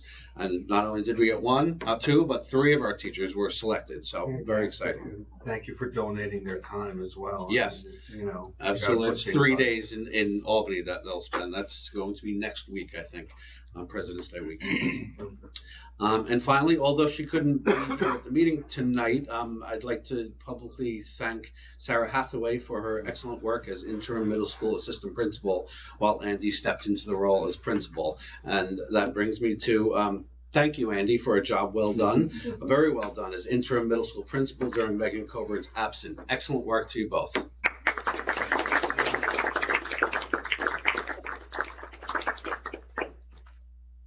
that's all I have for you this evening. Anything for Mr. Zimmer? I have a question. I'm not sure. Maybe it's maybe for the superintendent's report as well, but just for remote learning. So we have 2 snow days left now. So just what is the communication going to look like for families about what those days look like if we get to that point between now and March, or not, before our board meeting, we could be we could be in that situation. So just curious what that plan looks like for students to log in, if they follow the same schedule. Good question. I don't know about the communication yet. We haven't talked about that. Maybe Joel could talk about that. The buildings have been working on that. The schools are ready. And I believe the communication has gone out or is going out. Yes, we actually talked about it end of last week, early this week, and communications will be going out to families. Staff are already in the loop, and they know what's expected of them, and we'll be communicating with families. It has been a topic of discussion at our cabinet meetings when we meet with the building level administrators to be ready and prepared in the event we need to go remote. It will be a full day of instruction, at least in the secondary And I know the level. elementary teachers, they typically have weekly newsletters, so it's been part of the communication to families. It's going to take a little bit more time to have, especially the kindergarten, first grade, who've never experienced it before. But thankfully, most of the teachers at those grade levels have experienced it, so they are ahead of that. And even for the students at the higher levels, they know what's expected as well. Yeah, at the high school level, yes, that's already been discussed at the last several faculty meetings. Teachers have already reviewed the Schoology pages with their students, making sure the students have the codes to get on there, practice it in the classrooms. Every student has a device, so we're ready to go for remote if we exhaust all our snow days. I think the big thing that we need to be prepared for is if we get down to that last day, students are going to need to start bringing those devices home on a regular basis. And reminding them, because that's the issue we have is we can tell students many times, but we really need to because they lose their, they'll leave it behind and they're in trouble. So we're going to try to, forecast that and make sure that students being accountable for a device in your work is in fact the 21st century skill that they need to work on. Yeah. What I hear is I'm not so necessarily worried about the not the early secondary grades per se. It's the little guys that Yeah. I'm worried about making sure that they bring it back and forth. Yeah. But knowing those teachers, I'm sure they have that well-oiled machine with that getting those devices home. Well, it also gets back to those lists of who's got an alternate device. Like if a child is home on home instruction, yes, they have their device. There also might be another device, an iPad or such available. So, but I think the earlier And our social workers and psychologists have been working closely with families to make sure that if there is somebody that doesn't have access, that we know who those folks are, and then we have devices that can be given out for that purpose. Sounds good. I actually do have one more comment. For UPK, the request for proposals are out, and they are due to my office by March 15th. Dr. Boyd and I visited a few of the centers last week and hand-delivered the RFPs, and we met with two agencies that aren't working with us this year, so we may be able to expand it. But I'll have more information next month. Okay. And on those RFPs, we made the change in terms of the cost per student. Yes, it's in bold, and I pointed it out and circled it and highlighted Good it. communication, I like it. Okay, any other questions for Mr. Zimmer? We'll go to our superintendent. Okay, so as you know from just tonight's presentations, it's been a very busy month with the capital project and the qualifying meetings and support services coming together. So I just want to thank everyone who was involved in that process to get us to where we are tonight, that everything other than those two contracts are now approved and we can start moving forward with getting that work done. So thank you to everyone involved. Just an update from the Educational Foundation. They are planning their spring gala for the first week in April. This year, I believe the decision's been made that the proceeds from their fundraiser, because that event does bring in some finances to the committee, will go to buying outdoor furniture for the outdoor classroom at the elementary school. So once that pavilion space is up, the furniture will be there shortly thereafter, or quite honestly, the furniture might actually be here before, but we'll plan that out so that it's not just sitting. I want to thank Mr. Miller, Tom Miller. He attended UXPO with me last month, and we spoke to members of the New York State Assembly and Senate. We raised a host of concerns. Most superintendents from the county were there. The biggest thing, this came right on the tail of the governor proposing the budget and letting many of us know that the hold harmless was eliminated, and so it was a very productive meeting. And I would say, Tom, correct me if I misinterpreted this, but the folks that were there were very much on the side of education and very willing to go back to Albany to fight for the things that were discussed. That it did appear to be sincere. Yeah, and they were true. Just some upcoming dates. The high school musical, Rogers and Hammerstein's Cinderella, will be February 23rd and 24th. And a little addendum to that, the Huskies on Stage fundraiser will be taking place on February 15th, which is this Thursday from 5 to 9 at B-Side Grill in New Paltz. So a portion of the proceeds from what they bring in that night will go to the Huskies on Stage. Parent-teacher conferences are coming up. Our evening conferences, the high school are February 27th, the middle school February 28th, the elementary school February 29th. And then the entire district will have morning conferences on the morning of March 1st. I can't believe we're already to March in my dates, but the annual scholarship concerts are coming up. So please mark your calendars for March 6th. These are Wednesdays, would be the instrumental, and Wednesday, March 13th for the choral. Choral is doing something different this year. We have the folks wanted to make it very similar to what the instrumental program is. So all of the kids are going to be in the auditorium and are kind of arranged the same way as the band goes, and hopefully the sound is just as good as it would be if they were on our stage across the hall. But I think they were very interested in trying that out. We've done it before, well, but it wasn't always, the space is kind of big and echoey, so we're hoping that with some sound equipment they can make that a success. So Camille actually already mentioned we have 2 snow days left as of today, and then we will exercise the remote option that the state is allowing us to do at this point. And that's all that I have. Any questions? Okay, thank you. Under Board of Education, new business. BOCES annual meeting and budget vote is Thursday, April 11th, 2024. It's the annual meeting. On Tuesday, April 16th, is the BOCES countywide vote. Nominees for vacant seats, and the BOCES vote on the administrative budget takes place. That's the night of our meeting, I believe.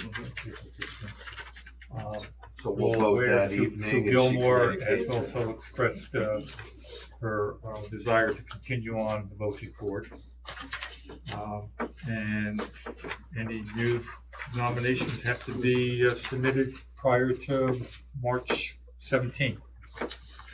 So you need to nominate maybe by the next meeting. Yeah, I'll make sure that's on the agenda to nominate Sue for that position. Yes. Okay.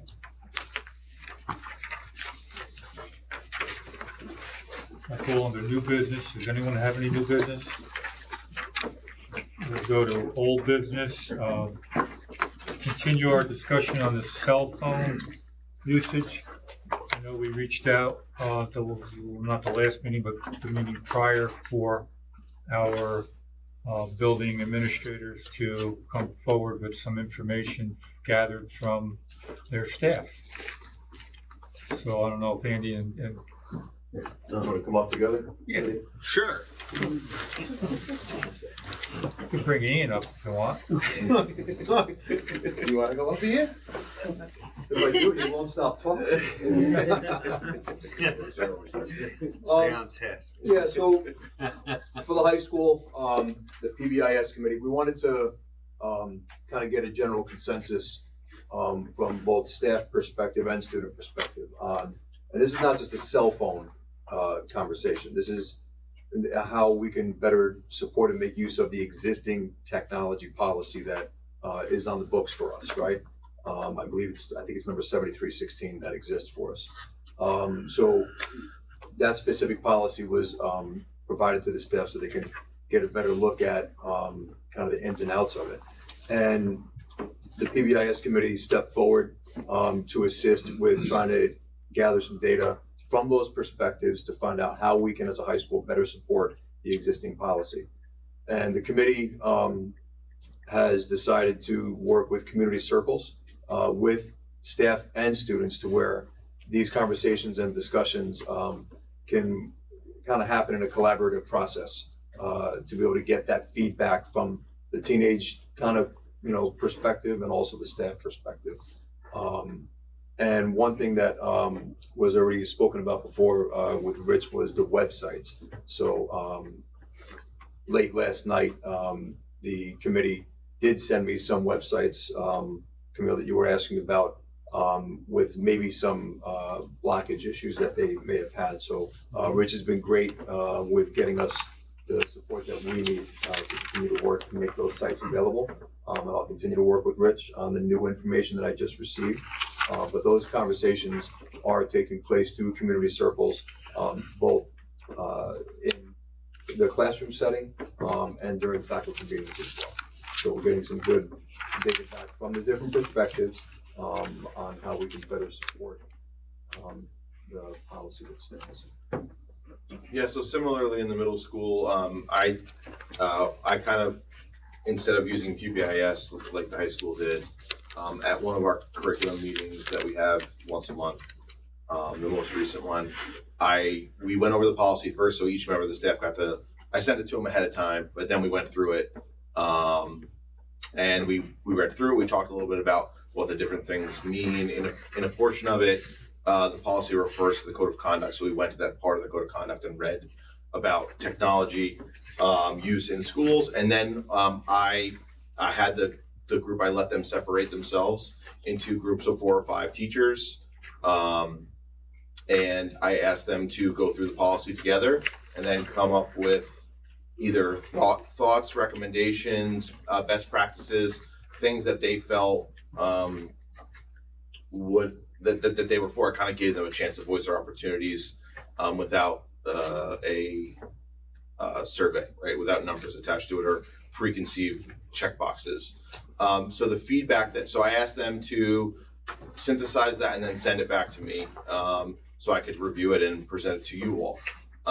The feedback that I got was there was a lot of consensus among the teachers in the different groups. One of them being that the way we institute the policy in terms of personal devices in the middle school is a little bit different from the high school. And so a lot of the feedback that I got was that they thought that was okay based on the maturity level and the level of the students in terms of aptitude, ability to stay on task, ability to not be distracted by technology. As you get older, you get a little bit better at it. So we're a little bit stricter in the middle school. We don't allow students to use technology, cell phones specifically, when they're unless they're kind of given access to it. So like a lot of our building is a red zone. The teachers overwhelmingly are for that. I'm sure we didn't poll students, but I'm sure the students are not. That was one of the things that I got back from the teachers, that they felt that there was not necessarily a need for students to have access because a lot of the feedback that I got said that they would struggle to then turn it off. Like if they're able to use their earbuds in between classrooms, a middle school student is not going to take them out and sit down and begin work, whereas a high school student may be able to do that. Probably can't do it either, but maybe. So then in support of that, something that Andy and I looked at was for this coming Friday, the 16th, there's a professional development day taking place. And one thing that Andy and I have been working on is having sessions for both buildings, 7 to 12, to work together, which is what staff has asked for as well. The opportunity to kind of work with middle school teachers so that there's a better understanding for them to be able to express what the needs are when students come up to high school. And I know I believe 6th grade is going to elementary school, right? To work with being on the elementary level. So the 2 buildings are going to be split between the different core areas and the other subjects as well. So half the staff will be, for the two buildings, will be up here at the high school. The other half of the staff will be at the middle school, working in 3 different sessions, many of which are technology related on best uses, practices, and strategies on how technology is utilized for instructional purposes. I think one of the pieces here, because you're never, there's no clear-cut answer, right? And you're never going to get everybody to agree. Correct. But if I was to ask you, roundabout numbers now, regarding issues of discipline and redirecting students, what percentage in the middle school do you deal with issues, disciplinary issues via device and or cell phone? Like in terms of referrals and stuff like that? Yes, let's say out about a month's worth of referrals, it's 100 referrals, whatever it is. Maybe 3 or 4, 5. Depends on the month, but our students know less the than policy. 10% of your issues have to do with phone. But that's because you set the expectation of no phone, you think? Correct. Or they're pretty good? Very limited. There are examples when students are able to use them. It's teachers, but we give the teachers a little bit of autonomy to say, hey, like I can give you an example. I know in biology, there's an app that they use for the class. And with that app, they have to calculate things on it. And our biology teacher lets them do that, right? And that stuff's great. But by and large, and the teachers have, at least from what they've expressed, they prefer to use the Chromebooks. So then, when this policy came out of personal device, it really did have to do with the smartphone and all the potential these apps had to do. All well intended, for sure. And some of those, in fact, do come to fruition.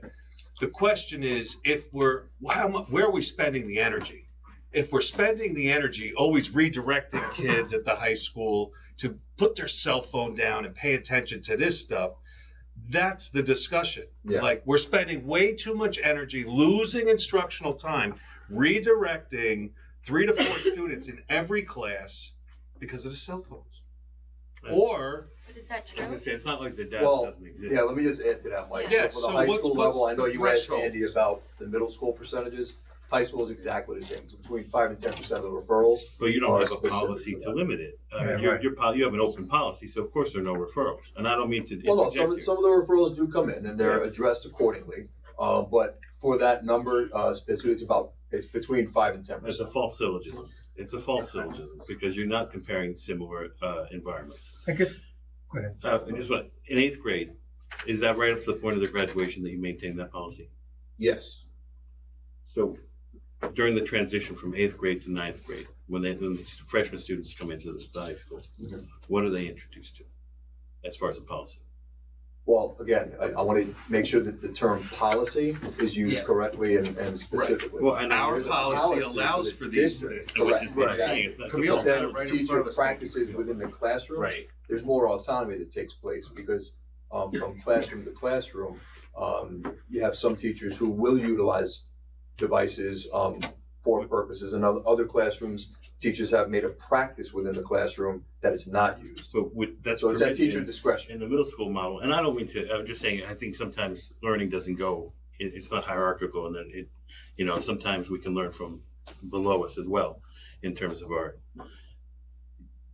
this is permitted in the middle school, right? That if a teacher wants to utilize cell phones or devices and the students have them, they can alter the state of the red zone. It is, but it's not something that we necessarily encourage.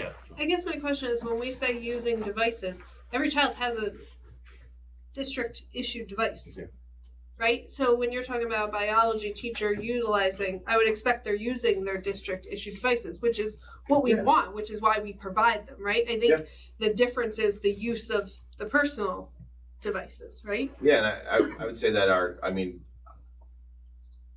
again, consensus feedback was that my teachers, at least for the most part, there may be a few outliers, feel that the Chromebooks give them what they need. But again, it's a different type of kid. Instructionally, I absolutely agree with that. Right. Absolutely. But you said the biology classes they're allowing to use their phones for an app. Yeah, that's one example I could think of. Yes. It's very limited. That's like the occurrence. Yeah, we definitely don't encourage it. Students are allowed to use their phones before the day when they're in the cafeteria in the gymnasium, which is ample. A lot of them do that. We also know that they sneak it, right? They go to the bathroom, they have their backpacks open. But in terms of like implementing discipline or cracking down on it, they know what the expectation is. So if I see a student who's walking down the hall Snapchatting, hand over your phone, and they know. And they it's not a fight, I guess, is an example. They know the expectation, and it's really not a large issue. My question and my concern, we have the policy, and it mentions personal device.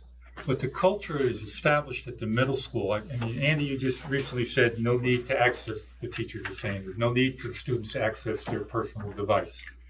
And it's a red zone. That culture is established in 6th, 7th, and 8th grade. Why isn't it followed through at the high school level? The culture is established at the middle school. It's two different maturity levels. No, I don't you have think so. maturity levels of I 6th, don't 7th, and believe 8th so. graders versus 9th through 12th. They're talking two different groups of students. But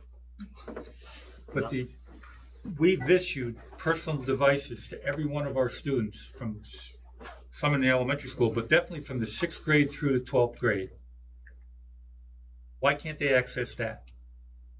I agree. A student can utilize their personal device and be well apt at it, adapt to it to be able to succeed. But there's other students that abuse that personal device.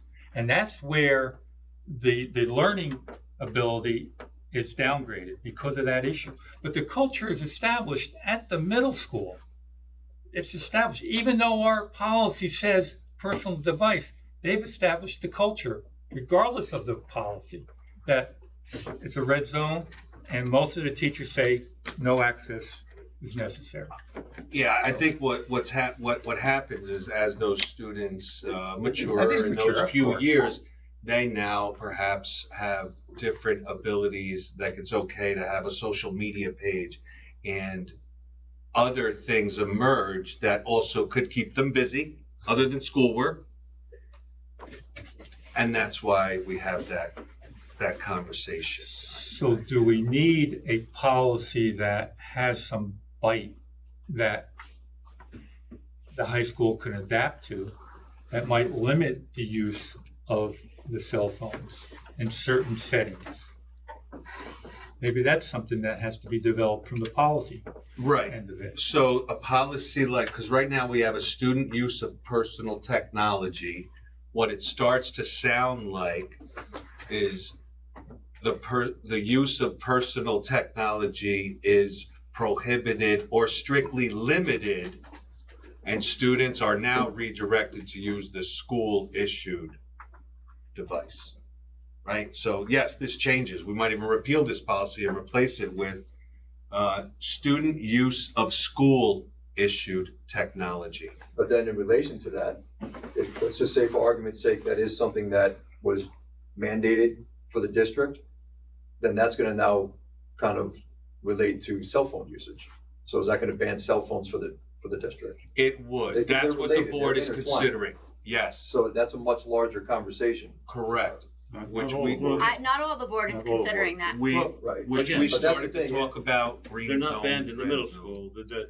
They've just created a culture where there's greater limitations during academic and classroom activities. Right. That there are known limitations and expectations, so that a student listening to a teacher giving a lesson isn't listening to Spotify with the hood up and the inappropriate. Right? But some teachers allow that. Well, and that's some teachers find success in having a student complete during the lecture, the work that they need.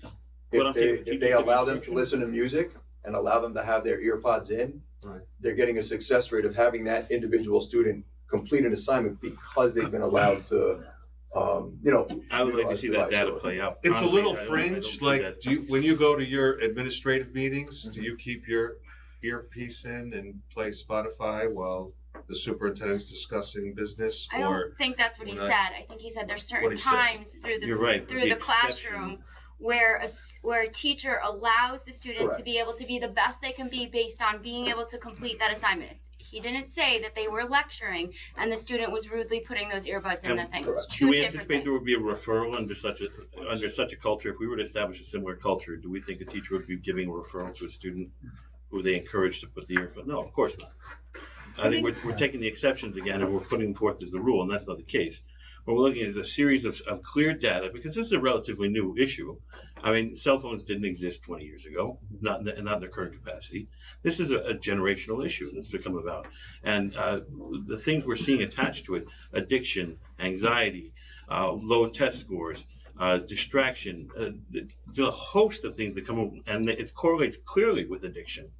If you don't think there's addiction attached to it, just take away take away a student's cell phone or a child's cell phone for a day and watch their behavior. Take away one of ours and watch our behavior. But you're saying this not is to take the documented. exception, but then, I mean, are you saying like the majority of the students are using their phones and using them inappropriately, or is there a small percentage? Because then we're going against the exception, and we're just going to make a policy based on the exceptions. Talk about creating a conducive environment.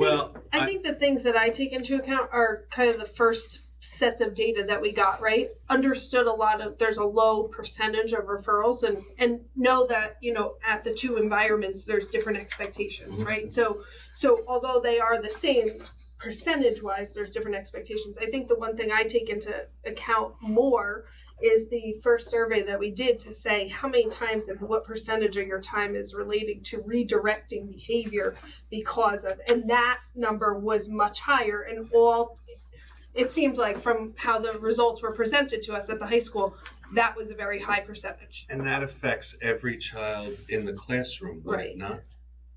I think that one of the questions that we asked on the survey do you feel that cell phone usage is a problem with adolescents? And it was overwhelmingly like 90% yes. Yes. So I know I think I don't want to say that question was skewed, but it was, because I have a lot of teachers who have no issues with cell phones, but they also answered yes because Society in general. But I think the redirect question, like redirecting behavior, and having to address it, like to me, I deal with it at home, right? So I know what it's like being like, put that down, and there is addiction to it. There really is. So let me just reiterate, for the high school level, if a teacher, from classroom to classroom, teachers have different practices on how they address the issue. Some teachers have already set the standard for what their classroom practice is from day one, and students, want to know what that is. Other teachers will choose to handle situations on an individual basis, whereas teacher A may handle something on their own in the classroom and not submit a referral for it. Teacher B may submit a referral for it. However, going back to Mike's earlier question, the percentage is it's just over 5% of our overall referrals are based on a cell phone concern of some kind. And everyone that comes into us is handled and addressed. It's low, but I think if you looked at redirect, it's probably higher. Just to refer back to what you said, Heather, looking at the middle school and their survey, would you support a policy that doesn't allow students to carry cell phones on them? 42 responses, 76% said yes. The high school, do you think students' academic performance is affected by excessive cell phone use during school hours? 91% said yes. Now, I don't know what the number of responses here, but 42 at the middle school is probably more than half of your staff. And if it's 42 at the high school, it's more than half their staff. So, I mean, if the staff are supporting this, what are we talking about? What are we saying here? That I firmly believe that there has to be some restrictions put on the use of cell phones in the school setting. I'm not saying we have to take them away entirely, because then we're going to get the feedback from the parents saying, what if an emergency, what if this? And that's what we all. Well, that's a valid point. I'll go along with that. But there has to be, for those teachers that want to teach without the annoyance of someone on their cell phone, should have that ability to, and have some repercussions for those students that abuse that privilege. But that's, I think, what we have to establish here. And that's why we have Along with collaboration with the building administrator. Right, and that's why we have the code of conduct in place. So inappropriate use of an electronic device is listed in the code of conduct. What's the definition of inappropriate use? Inappropriate use, I guess you could have multiple. Right. You know, either something that's inappropriate, or in relation to this conversation, if a teacher has told a student to put their phone away or get off their phone and they refused, that's inappropriate use. They're using it at a time that they're not supposed to. It is insubordination, Yes. but they've also taken their. The use of the cell phone, I mean, to me is if they're texting one another, if they're bullying, whatever we it get a may lot of be, times- that's the I would say piece that's predominantly the referrals that we see are when students take a picture of another student and post it somewhere. That's an inappropriate use of electronic device, whether Absolutely. it's before school when they have access or during. Right, after. yes. So that we see that. Obviously, refusal would be insubordination, but a lot of times when we put those referrals in, we do put it as a violation of our district's either technology policy or there's a specific line for cell phones. So it is insubordination, yes, but it's because like a lot. I'd say almost all of, probably more than 50% of our referrals with cell phones is not because of overuse. It's because a teacher says, "Okay, you're on your cell phone. I'm going to take that," and the office holds them to the end of the day, and students refuse. And then when they're told they need to go to the office, they refuse. So that's insubordination. So that's most of what we see, and that's rare. But So Mr. Murphy, since all the teachers have their say in their own classroom, right? Mm-hmm. If a teacher has an open cell phone policy and they're having an issue with that, then why wouldn't they just change the dynamics of their classroom and no longer have it be an open cell phone policy classroom? That's exactly the point. I don't think that's such an unrealistic expectation, because if you're teaching in a classroom and that's your environment, and there are other classrooms that allow it, do you think a student coming in is going to say, "Oh, I'm going to take out my earbuds now," or "I'm going to put away my cell phone," or they're going to do it readily? This isn't what occurs. Again, it comes back to establishing a culture and an environment for best practices.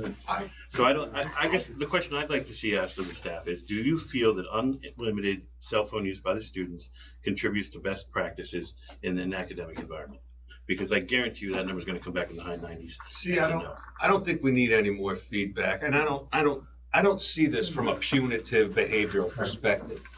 I see it as maximizing instructional time that always seems to forever shrink, and we've got the next gen standards coming up next, that we want to help students focus on achievement and improving and focusing on their studies for that 42 minutes or however long these periods are.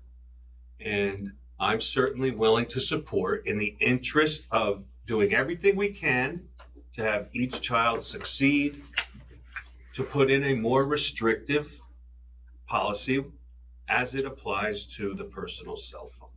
I think you're right. This isn't a banning the cell phone, but it is going to establish, what I'm looking to do is establish a clear line that when you're in those classes, you're paying attention to the teacher, you're focusing on your studies, you're using your school issued device, and everything else that cell phone gives you is at bay until the time in the schedule allows for you to freely use it. I think those are reasonable parameters. Right. You go back historically, pre-cell phones, there were students that would, you would look at them and they would be in la-la land, but yet they absorb all the information that's coming to them. Every student absorbs their education differently. Some could be on their cell phone and absorb everything and do exceptionally well, but we're trying to hit all students. Right. We're trying to hit those that are at the lower level, and any distraction is going to tip them over to the side where they're not going to absorb the information. Challenges, paying attention, or whatever it is, we want to. Every child learns differently. Some can learn with ear pods in their ears and do exceptionally well. But we're not trying to focus on those individuals, trying to focus on the whole student body. That's my personal opinion. Now, we have an administrator up here that says he doesn't really have a problem in his building. He also, you have teachers that can handle their classrooms. You have teachers who can't. Maybe they're tired. Maybe, whatever. It's just not. Well, They're not running their I classroom. base a lot on this survey. I mean, did you read the survey? Most of the survey addresses the difficulties in teachers addressing their staff and the learning ability. I looked at surveys, yes. I mean, 91%, 86%. You don't get that time back. You don't? That's for sure. But you have professionals in front of their classrooms. They should have some Which is why autonomy they in their should have classroom. their attention. We're paying these people, Again. the taxpayers are paying a significant amount of money for these educated professionals to address these students and bring them. So shouldn't they have the undivided attention to the best of their ability? Shouldn't we create an environment where they're most readily able to accept and absorb the lessons being given them? I think these inhibit that in an unrestricted fashion. Middletown thinks so. They take the device and put it in a bag. I mean, every one of us are adults. We're all in professional jobs. I bet you go to your project meetings or your job meetings or your staff meetings, and you sit there and watch adults abuse their cell phone during a meeting, and then they ask the question that they don't understand what you're talking about. I mean, I've seen that many times in my profession. Individuals sit at meetings on their cell phone, and they don't absorb what's going on. So, I mean, it does tend to move in the direction of students also. And it affects adults. I do like the statement of it not being punitive, because that's Right. not my I intention agree with at all. that. It's meant. My intent look is for not to be culture. punitive. If we have one culture, why can't we extend that? This is as a an issue of respect? maximization of learning opportunities discussion, not punitive. Not punitive. But if somebody has control of the classroom and their students respect that, and the classroom is run well, why should they be penalized? They're not being penalized. But you're trying to make a blanket rule for everybody. Isn't No, it? That's what rules do. I don't agree with the speed limit, but I gotta abide by it. I wanna go much faster, but they put in a general rule to help the society. I don't like it. I mean, just like, what percentage of teachers have red zone versus green zone? It's in every classroom. Like, which teachers have it where it's strictly red zone, which ones permitted? I think it depends on the activity going on in class. Teachers often change it, or they, when I was Some of them are like principal. strictly no cell phones too, though. I read in their policy. There are some teachers that they never see it. Yeah. Put it away, I never want to say it. So where do the problems lie? Do the problems lie in the classrooms that strictly prohibit them, or do they lie in the classrooms where there's more freedom for the teacher to decide when it's a red and a green zone? I would imagine probably the latter, because for those classrooms with the teachers who have said, this is a red zone solely, they're not coming out, period, it's not an issue in those rooms. We're spending a lot of time. Maybe we have spent a lot of time up to this I think it's point. important. We're talking about the innate culture in which we're going to raise the children of this district, and I think that's a very important. I think this is probably one of the most important conversations we're going to have. I think Tom is saying, are we trying to solve a problem that doesn't necessarily exist? And that's a part of it. That's always a very good question to ask.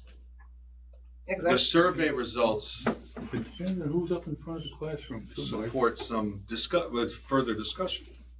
Yeah, it seems like just the data, like, for me, is not clear enough, because I'm strapped, like, as a professional, no, I don't agree with the cell phones in the classroom.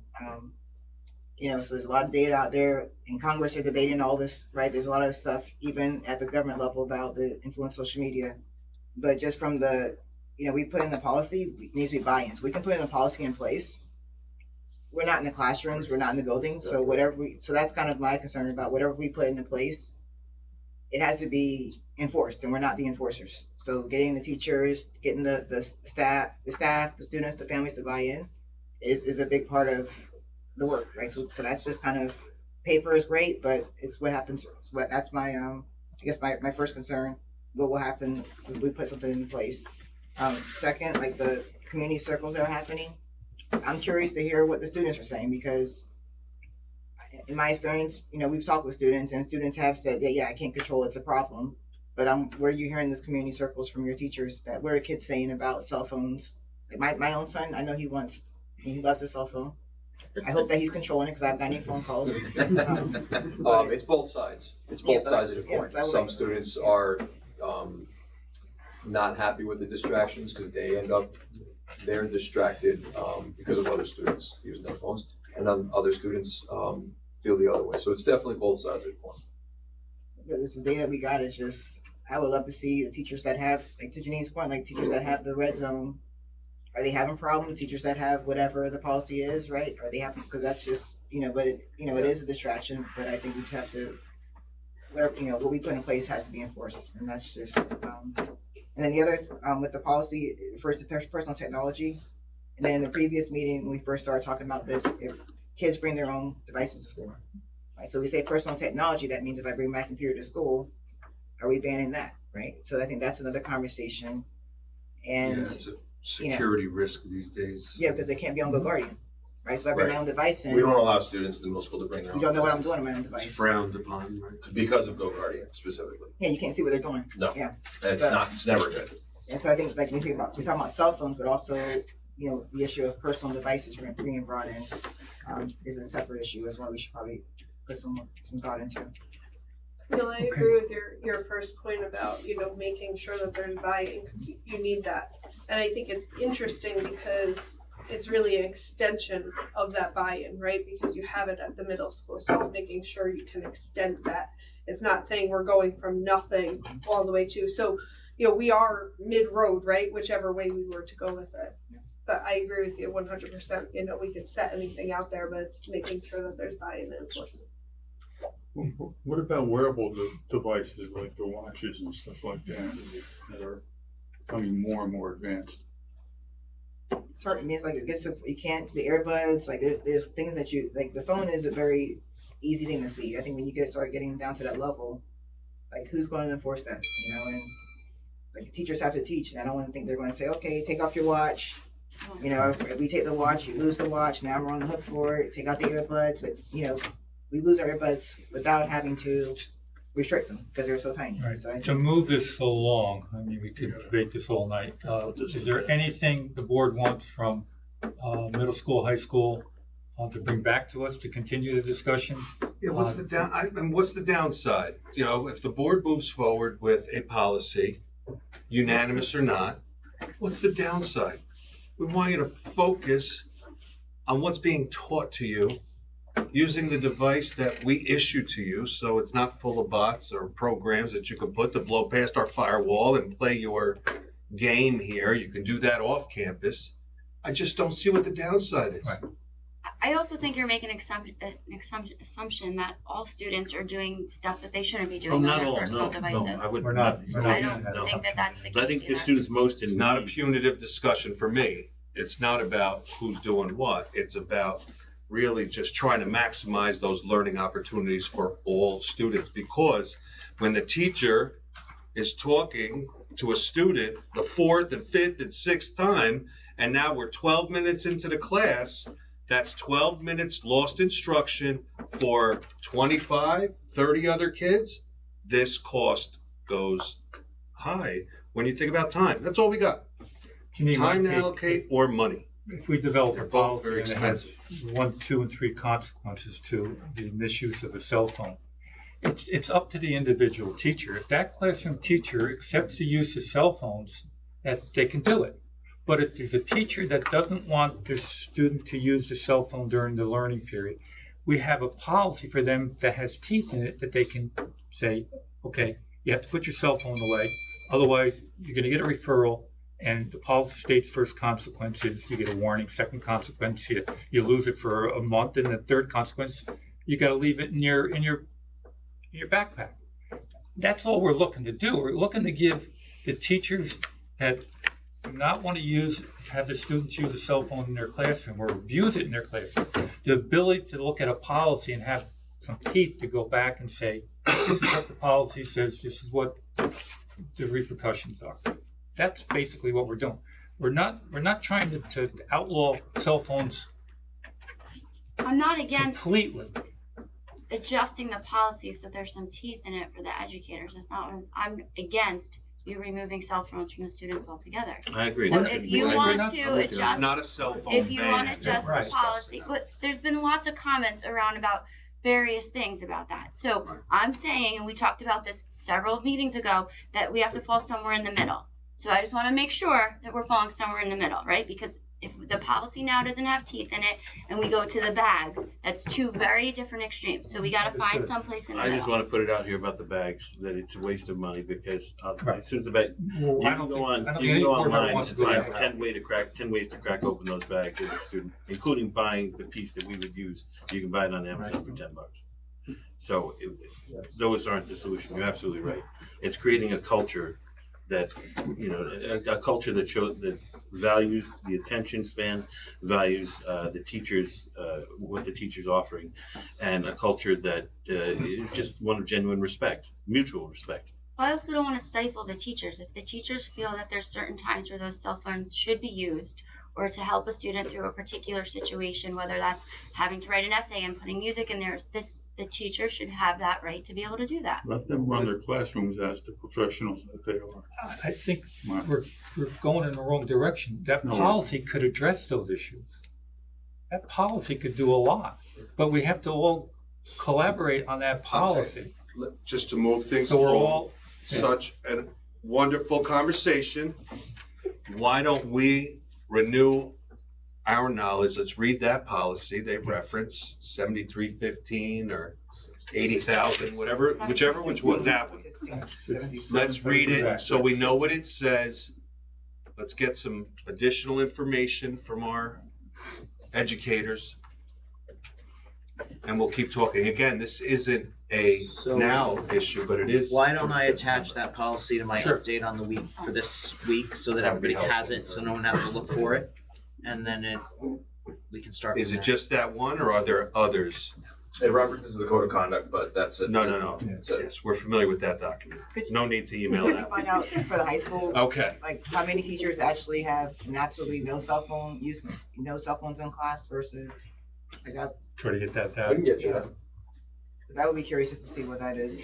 I can get you that. I guess part of it we're not speaking about is that there's also, I don't know, Tom, you referenced several times, for a teacher to have the teacher control the classroom. But we'd be naive to think that there isn't peer pressure in both directions.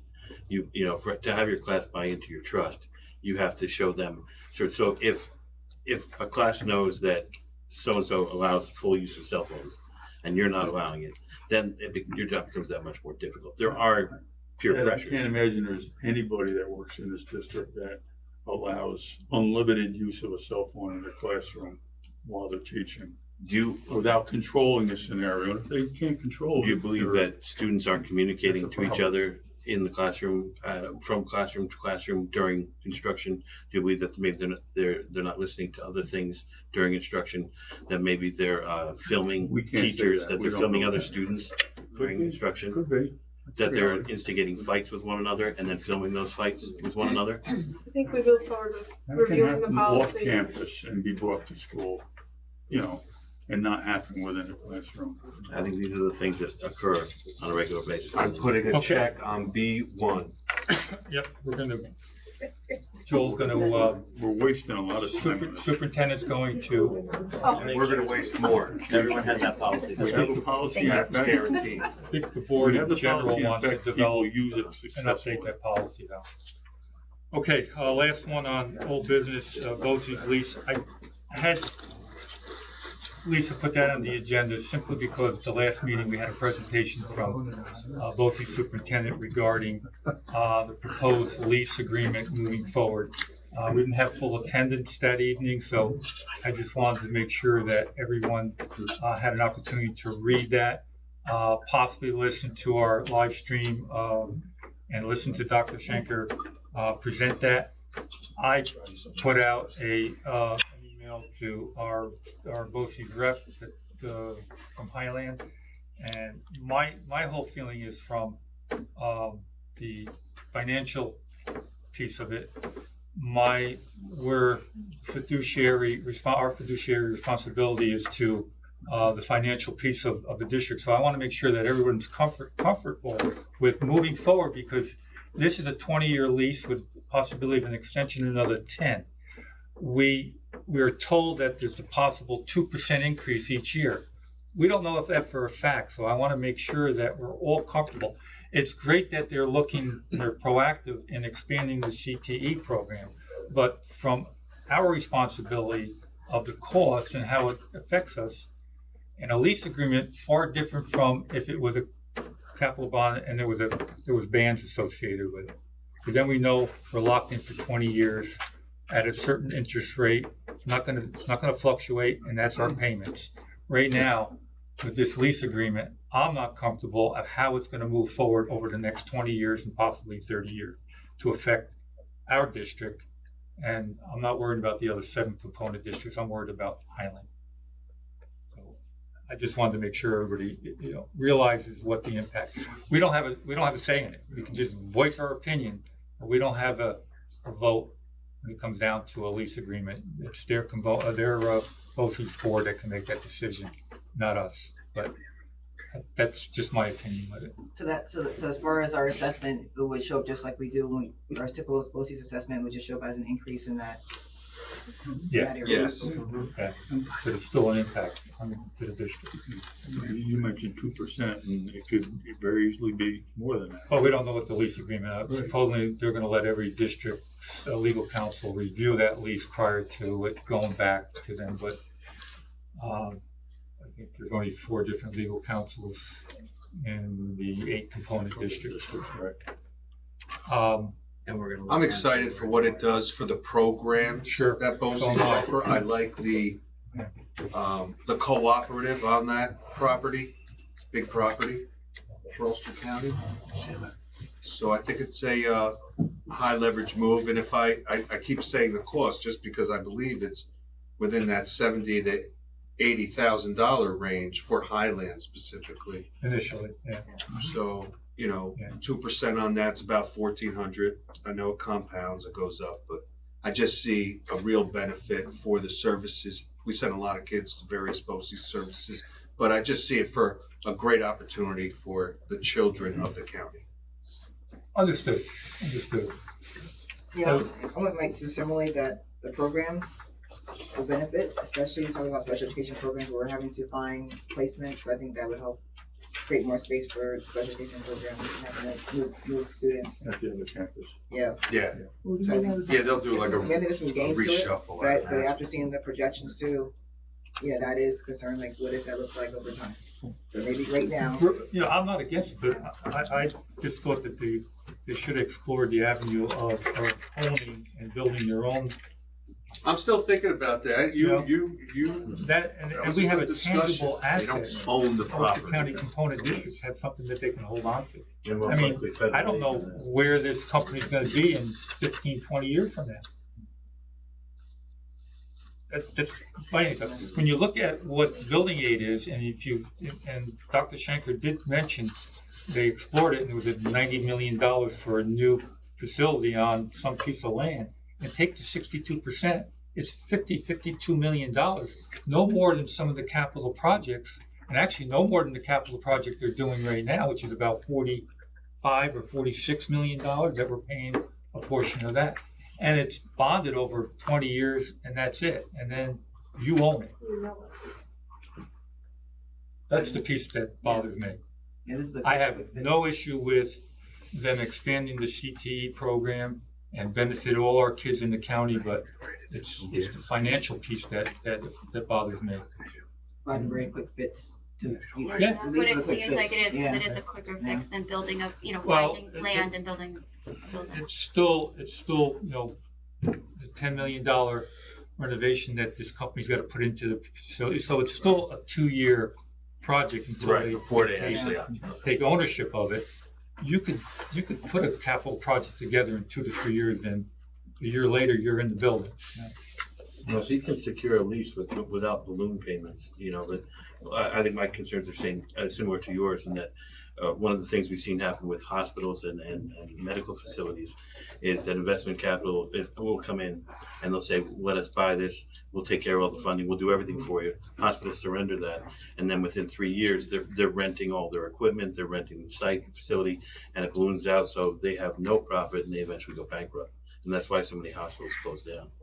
So my concern is equal to yours in the term of if we have a lease and Dr. Schenker can say, yeah, that we have a written lease that guarantees us this amount of increase over a 20-year period, I'd be all for that in a heartbeat. Right. But in the absence of that, I would be significantly concerned that it would balloon up to the point where we're locked in and we can't do anything except we have no say. The only thing we can do is pay the bill. But that's what I said, and especially after looking at what we're seeing in the budget, to think that were to balloon up in the 5-year spread when all of a sudden things are going to be difficult for us. It wasn't too long ago they had another capital project. It's the same way. I hope they look at it, like you said, I hope they're looking at it clearly. But it is an exciting possibility, I think, the internships. Okay, we kept everybody here long enough. I think good discussion tonight. Probably one of the better ones we've had in a while, where we all voiced our opinions, our concerns. Anything for the good and welfare of the district? I'll entertain public comment. Anybody can chime in on our previous discussion if you want. Right, we're not opening that can of worms again. Close public comment and have a motion to adjourn. Motion by Heather, second by Tom. All those in favor? Aye. Thank you all for coming out. Appreciate it. Yeah. I'll